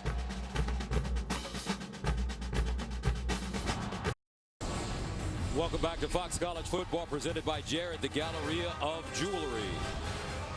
As we take a look at the scoring by quarters. Huge second quarter for TCU. Separated themselves with those 28 points, and they've extended their lead with 10 more in the third. But Baylor starting to threaten here. Gus Johnson, Joe Klatt, Shannon Spake, and Mike Pereira in Los Angeles, our rules analyst. McLean Stadium, Waco, Texas, the Baylor Bears with only 1 loss on the season coming into this game to Texas last week in Austin. But TCU has had all the answers for them. Right now, though, Baylor trying to put 6 on the board here. 3rd down and 3 at the 27. And Terrence Williams running it. And he'll be short of the first down. That'll bring up 4th down. They'll certainly go for it here. It's the right point on the field, run on 3rd down, and sure Terrence Williams will get the ball again. Terrence Williams straight ahead.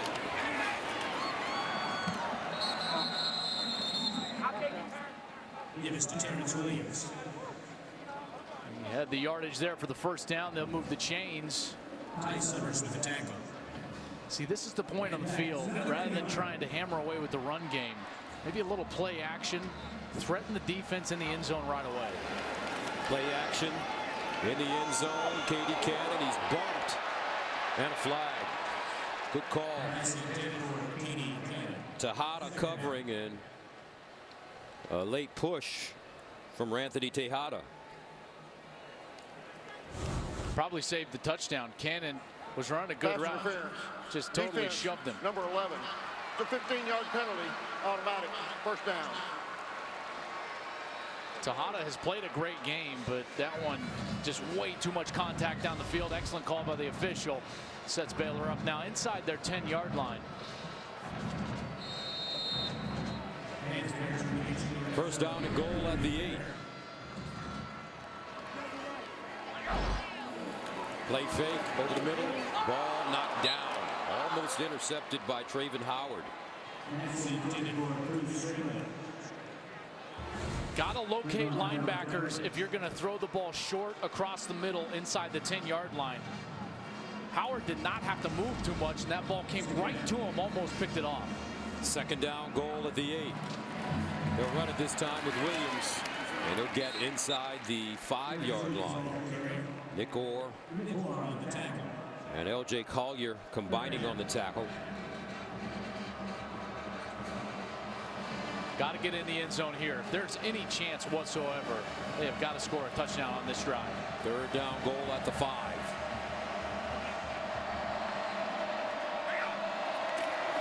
Terrence Williams. We'll get to the 1. Fourth down and goal at the 1 for Baylor. Quickly, they get to the line of scrimmage. And Seth Russell running it, and he gets in for a score. His second rushing touchdown of the day.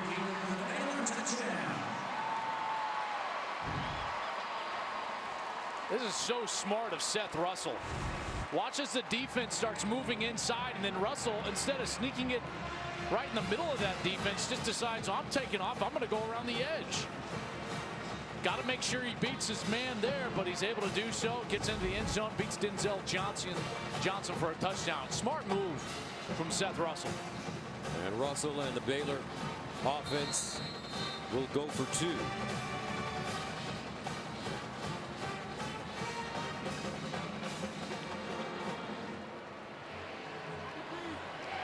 Down 48-20. Russell in trouble, throws back in the end zone, caught, Pooh Strickland, and the 2-point conversion successful.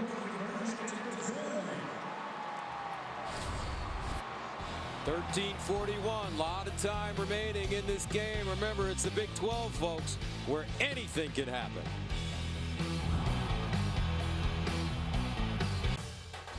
Fox College Football is sponsored by Jared, the Galleria of Jewelry.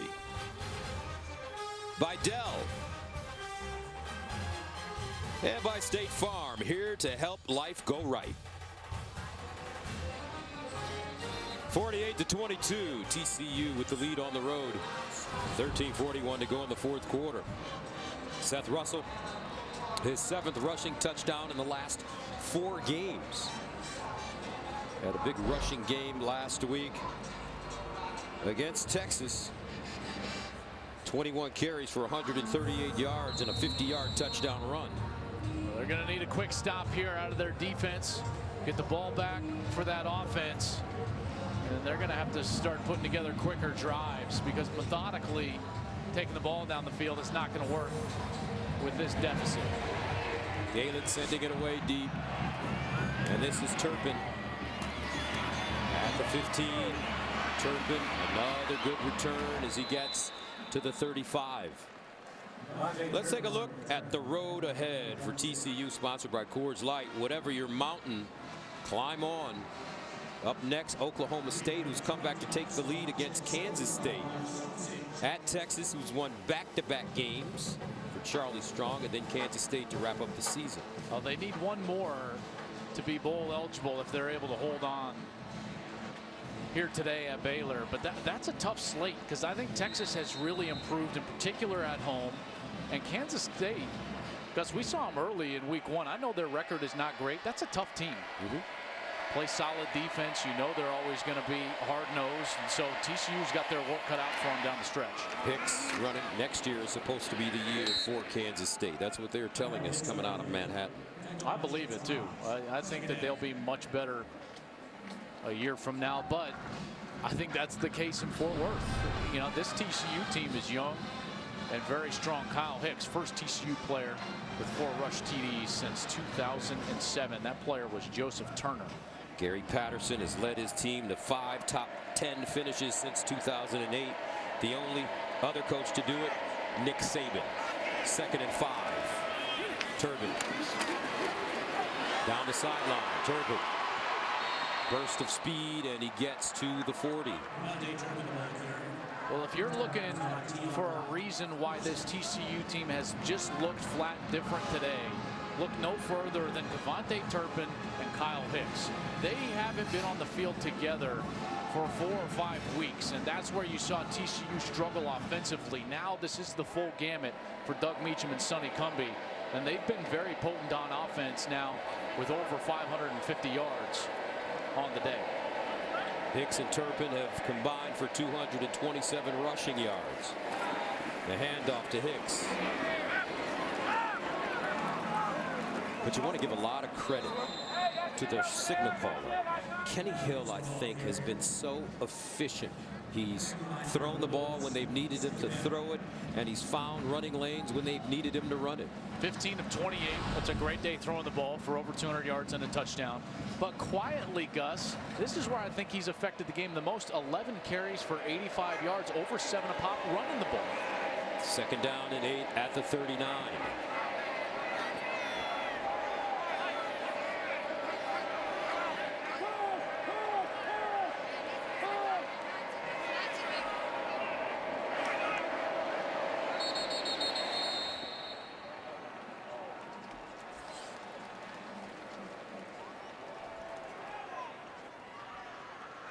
False start. Offense. Number 64. 5-yard penalty. 2nd down. But when you look at Turpin, when you look at Hicks, when you look at Kenny Hill, they've all had great games because this offensive line, although Matt Pryor's call for the penalty, has just been terrific today. Yeah, they sure have. A lot of credit goes up front. Joseph Noteboom, number 68, the left tackle. Trey Elliott, 52. Austin Schlottman, Matt Pryor, Aviante Collins, the right tackle. They've been terrific. They've established their toughness, their rhythm. They've won the line of scrimmage and made life much easier on Kenny Hill, Devontae Turpin, and Kyle Hicks. 2nd down and 13 at the 44. Hill. Sideline throw, caught on 2nd down. White with the reception, and he's clobbered by Blanchard. Trayvon Blanchard. It's been one of the rare bright spots for Baylor today because I think he's played so well in space. Every time they've thrown at him, he's been able to get the tackle right away. No broken tackles on Trayvon Blanchard. 3rd down and 10 at the 41.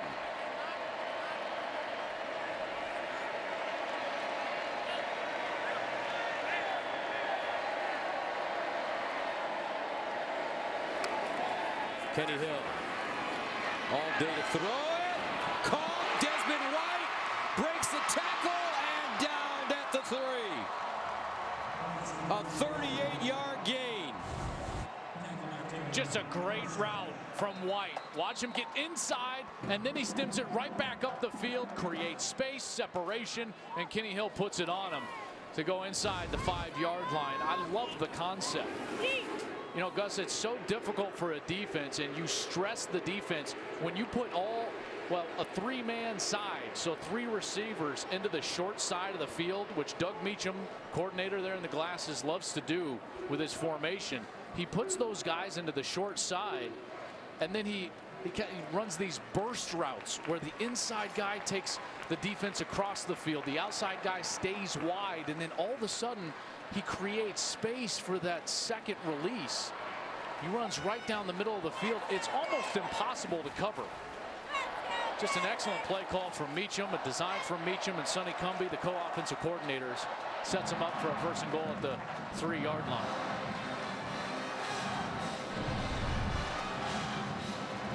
The 11 plays of 20 or more yards for TCU. There's Sonny Cumbie, both in their 3rd year. Cunning came from Texas Tech. Doug Meacham came from Houston, and they married up. And I got to tell you, they have been a perfect match. You always wonder when you get those co-coordinator roles. They switch off talking to us, the television crews. They don't seem to have huge egos, either of them. Give each other credit. Coach their positions each very well. Kimmy Hill being coached by Sonny Cumbie and now lined up right at the bottom of your screen as a wide receiver. Wildcat formation. Kyle Hicks will run it. Hicks looking for his 5th touchdown, and he has it.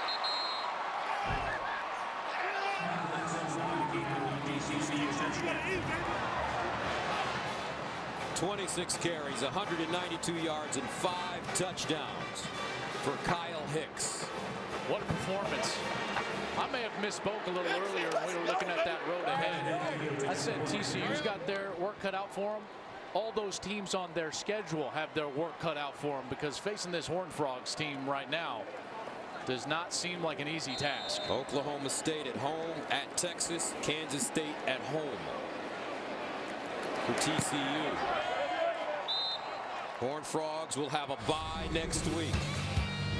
9:53 to play. 55, a double nickel for the Horned Frogs.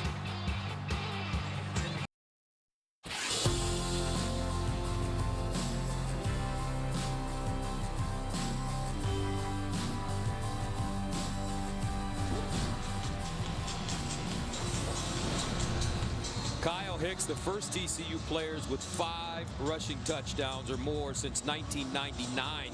LaDainian Tomlinson had 6 against UTEP. 55-22 TCU. And they'll start from the 5-yard line. Tony Nicholson. Nicholson spinning forward as he gets to the 25. A flag on the play. Sammy Douglas with the tackle on special teams.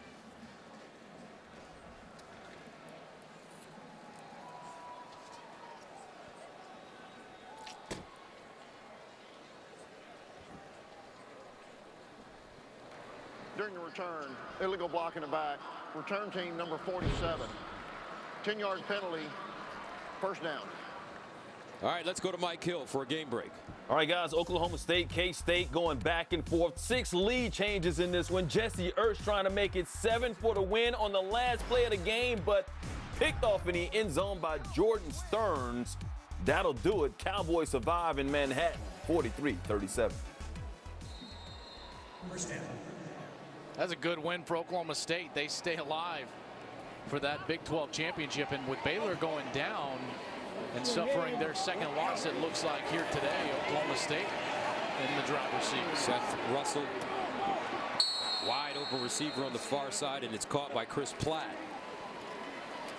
9:40 to play in the 4th.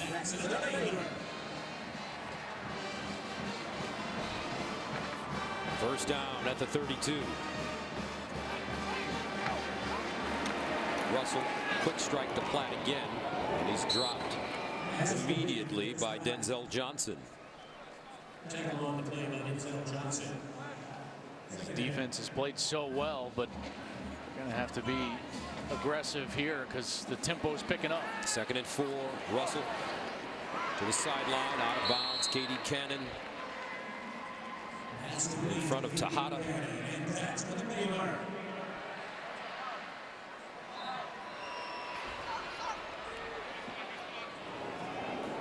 First down at the 47. And Russell runs it. Seth Russell plowing forward, gets to the TCU 45-yard line. Nick Orr. Tip of Galli, 47 is going to have to trot off the field. He was shaken up there the last play. Caraway comes in the game. 2nd and 3. Williams.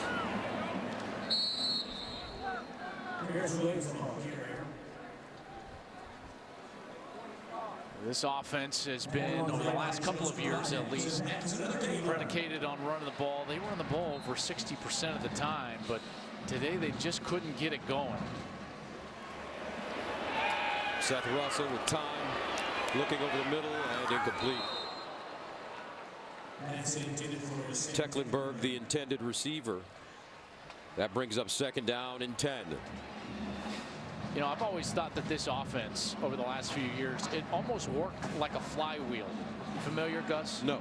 Very hard to start and get it going, but once it's going, the momentum, it's almost impossible to stop. And they have just struggled getting that momentum going in this ballgame. Hasty tried to break it outside, but nice open field tackle by Nick Orr. I think the secondary's done a wonderful job for TCU today.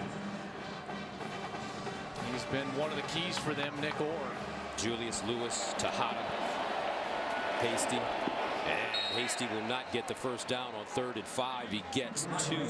As guess who? Nick Orr comes up and makes the stop. Gary Patterson said his quality play has been one of the reasons why we've turned this thing around, from his safety position being great against the run game. And Blake Lynch with the 1st down. Pass complete to Blake Lynch, tackled by Nico Small. That's another game. This defense is just forcing them to keep snapping the ball, use up this time, and at this point, it's a great strategy. 1st down and 10 at the 29. Another great open field tackle as Zamora makes the grab. But Julius Lewis, he had an injury, missed all of the season. This is his 3rd game back. He could have gotten a red shirt. Coach asked him. He said, hey, I want to play. Over the middle. And incomplete. Platt dropping that one. Good coverage by Ty Summers underneath, and then the safety Denzel Johnson was over the top. Or excuse me, that was number 2 Nico Small. Kind of double covered Platt over the middle. 3rd down and 9. Russell slings it out and broken up. KD Cannon, the receiver, and Anthony Tejada again breaks up the play, and that brings up 4th down and long. Tejada was a track champion in North Texas, that North Texas region in high school in the 100 meters. He actually qualified for the state 100 meter final here in Texas. So you know he's got some wheels and good coverage ability. 4th down and 9. Baylor needs to get inside the TCU 20 for a 1st down.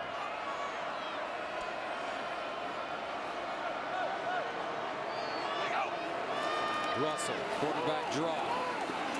Now he steps back. Will he throw it? Russell looking. And broken up at the last moment, but a flag on the play. Blake Lynch, the intended receiver. Ineligible receiver downfield. Offense number 72. That penalty's declined. The ball goes over on downs. 1st down. So TCU defends it properly. 7:10 to go in the 4th. 55-22. Here are some players to keep an eye on for the Nissan Heisman Watch. Jabril Peppers from Michigan. Jake Browning from Washington. He's got a big matchup with Callan Lamar Jackson, who is just sensational again today. 7 total touchdowns in Louisville's big win. And a couple of other guys. Dalvin Cook having a great year. Deshaun Watson. And I got to throw in another guy. Deontay Foreman at Texas, who has just burst on the scene. How about this? After last week setting a career high for 250 yards rushing against this Baylor team, he went for 341 today and 3 touchdowns. So some love to Deontay Foreman, but right now I think it's really Lamar Jackson's trophy to lose. I don't know. Julius Peppers. I mean, Jabril Peppers has been wonderful, and a player down right now on the sideline. Yeah, I told you a few snaps ago, Tipagalii, number 47 for TCU. Here he is at the top of your screen. And as Terrence Williams breaks through the line of scrimmage, Seth Russell, he goes and kind of hits his hip, and he was slow to get up, Gus, and he just took off right away. And he got himself off the field. He ran off the field. Josh Caraway ran on the field. And this was now several snaps later where all of a sudden his pads were off and they have the stretcher out and they're attending to him on the sideline. So scary scene here for Tipagalii from Euless, Texas, 6'5", 235 pounds. And generally when they bring the stretcher out, this is done for precautionary purposes. You have great crews that work in this department, and they want to make sure that the player gets the best care possible, taking no chances. So they will put him on the stretcher and secure him and then take him into the back. You've seen this many times in football. And these types of precautions can be triggered for something as little as the communication on the sideline.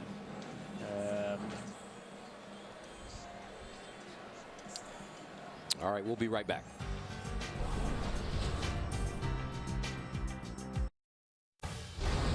Fox College Football is sponsored by Goodyear, hard-working tires that deliver blip-worthy performance.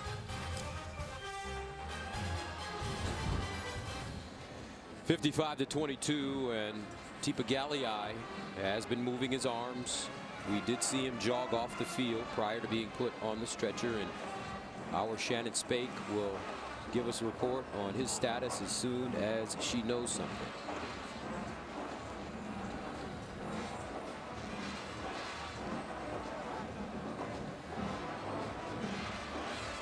Gary Patterson concerned with his player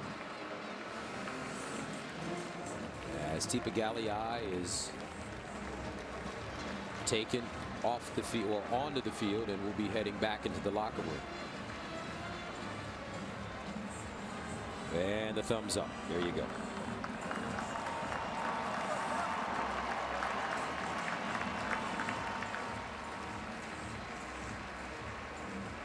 Anytime you see this scene, his heart sticks right in your throat, doesn't it?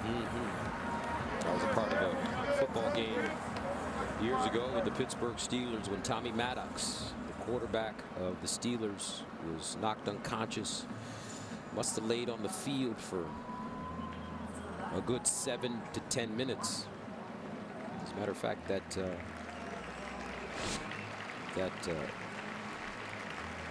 game was in the movie Concussion. That scene. That scene. Yeah, absolutely. First down and 10 at the 29.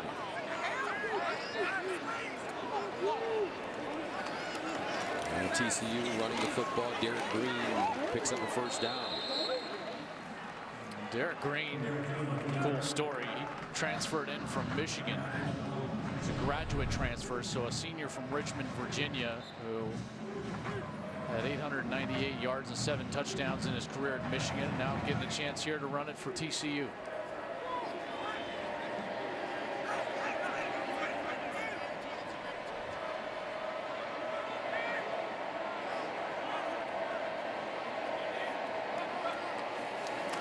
Green. Last week, Green went over 1,000 yards rushing for his career against Texas Tech. Almost had 1,000 yards rushing with Michigan. Close to 900. Gus, now Kenny Hill out of the ball game, and we're going to see Foster Sawyer. And at quarterback is Gary Patterson. The staff will give Mr. Hill a rest for the rest of the day. Kenny Hill putting up great numbers today. Foster Sawyer will throw. Flag on the play, near side, and it's caught. Taj Williams. Kenny Hill on the day, 17 of 30, 244 and a touchdown. He rushed for 85 yards on 11 carries. Yeah, and that was kind of the hidden yardage of the day, him running the ball. Offside. Defense, number 94, in the neutral zone at the snap. Penalties decline. Result of the play, first down. And how many third downs did we see, or second and longs, when all of a sudden Kenny Hill would pull the ball down, make the decision to run it himself, and they were great decisions, and he would either move the chains or give them much more manageable and convertible third down scenarios. So he was terrific in that sense as well. First down at the 41. Green. And Green tackled hard at the line of scrimmage by Xavier Jones.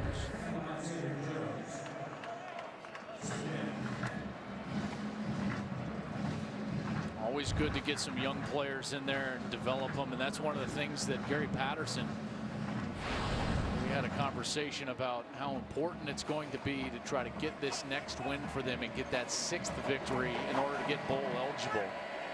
2nd and 10. Those extra practices, Gus, are invaluable to a program to develop the youth on the team.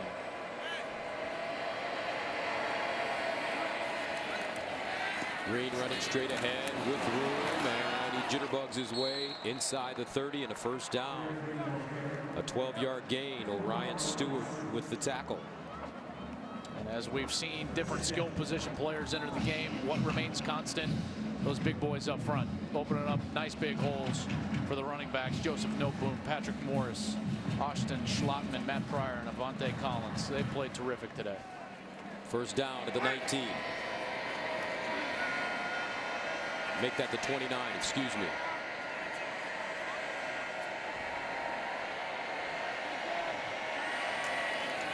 Green. There's his head. Falls forward.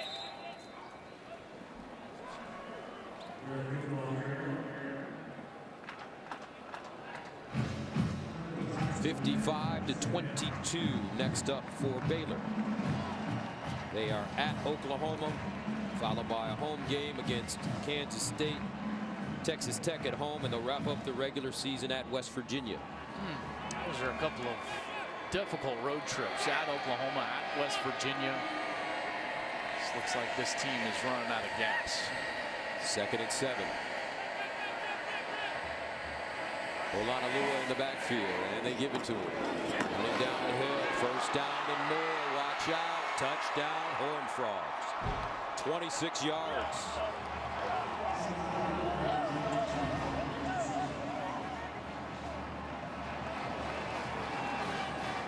Wow.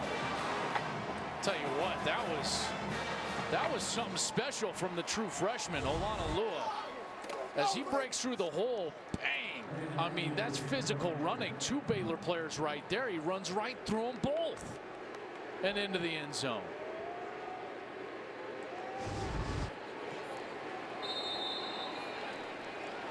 First touchdown of the season and of his career for Olanalua. Extra point is good. 62-22 TCU.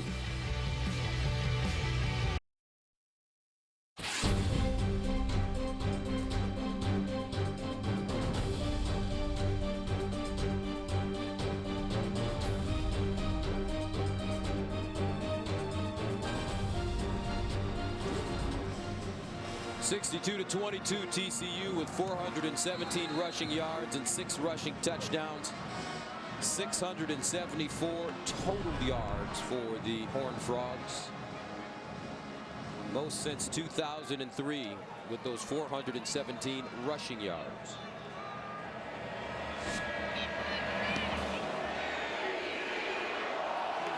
And Nicholson from the goal line.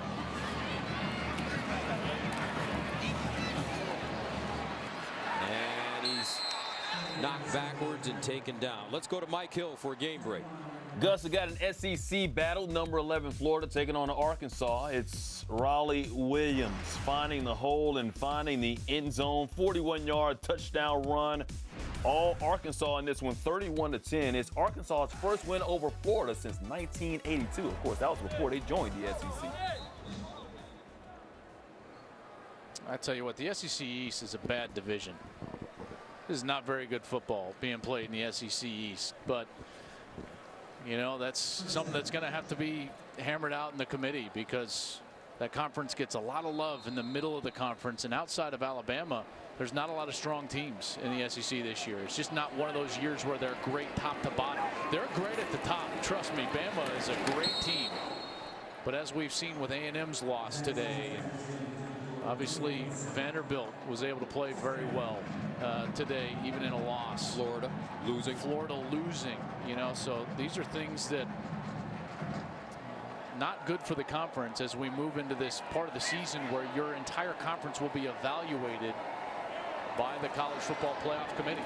Zach Smith comes in at quarterback for Baylor, and he'll give it to Hasty. And Hasty goes down immediately. And that's Matt Boson, excuse me. with the tackle. Zach Smith, prep All-American at Grandview High School, threw for over 10,000 yards and for 113 touchdowns. Both marks top in Texas prep history. Seth Russell, his numbers. 3 minutes to go in the fourth. And a handoff. Hasty. On 3rd down and 11, and Baylor will punt it away. With 2:50 to go. What a day for TCU. What a day. My goodness, 62-22. All facets of their game firing on all cylinders. Got to give that guy a lot of credit. Yep. You know, he's one of the best coaches in the country, not just defensively, as Jim Grove pointed out, and rightly so, but the way that he has coached this program over the last 20 years has been as good as anybody in the country. This ball dies at the 35-yard line. 62-22, and this is our progressive performance of the game, and it goes to, guess who? Mr. 5 touchdowns, Kyle Hicks. Woo. 26 rushes, 192 yards. He was absolutely fantastic for this TCU team. Give a lot of credit to the guys up front, but when you average 7.5 a pop and you put it in the end zone 5 times, you are the performance of the game. The first TCU player with 5+ rush TDs since 1999. And when you put LaDainian Tomlinson's name up on the board, you have done something special. That's what Kyle Hicks did today. And they'll hand it off to Darius Anderson. With 2 minutes of play, the Horned Frogs of TCU will improve their record to 5-4, 3-3 in the Big 12. Baylor losing back-to-back weeks, first to Texas, now to TCU, 6-2, 3-2 in the conference. Second straight year Baylor has lost back-to-back games to Texas and TCU.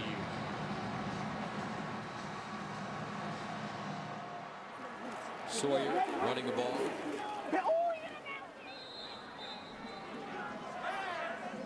Just to give you an idea how well this Texas Christian defense played.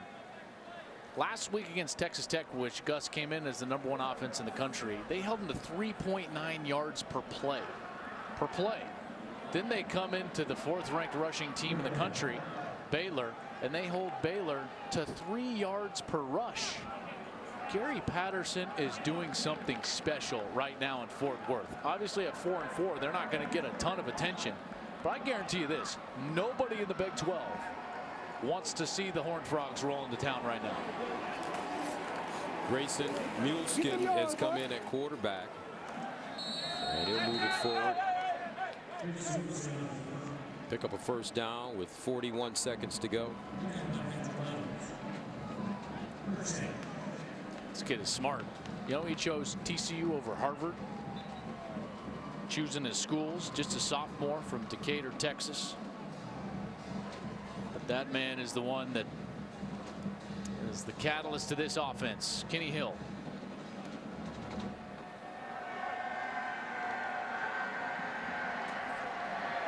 .20 seconds to go.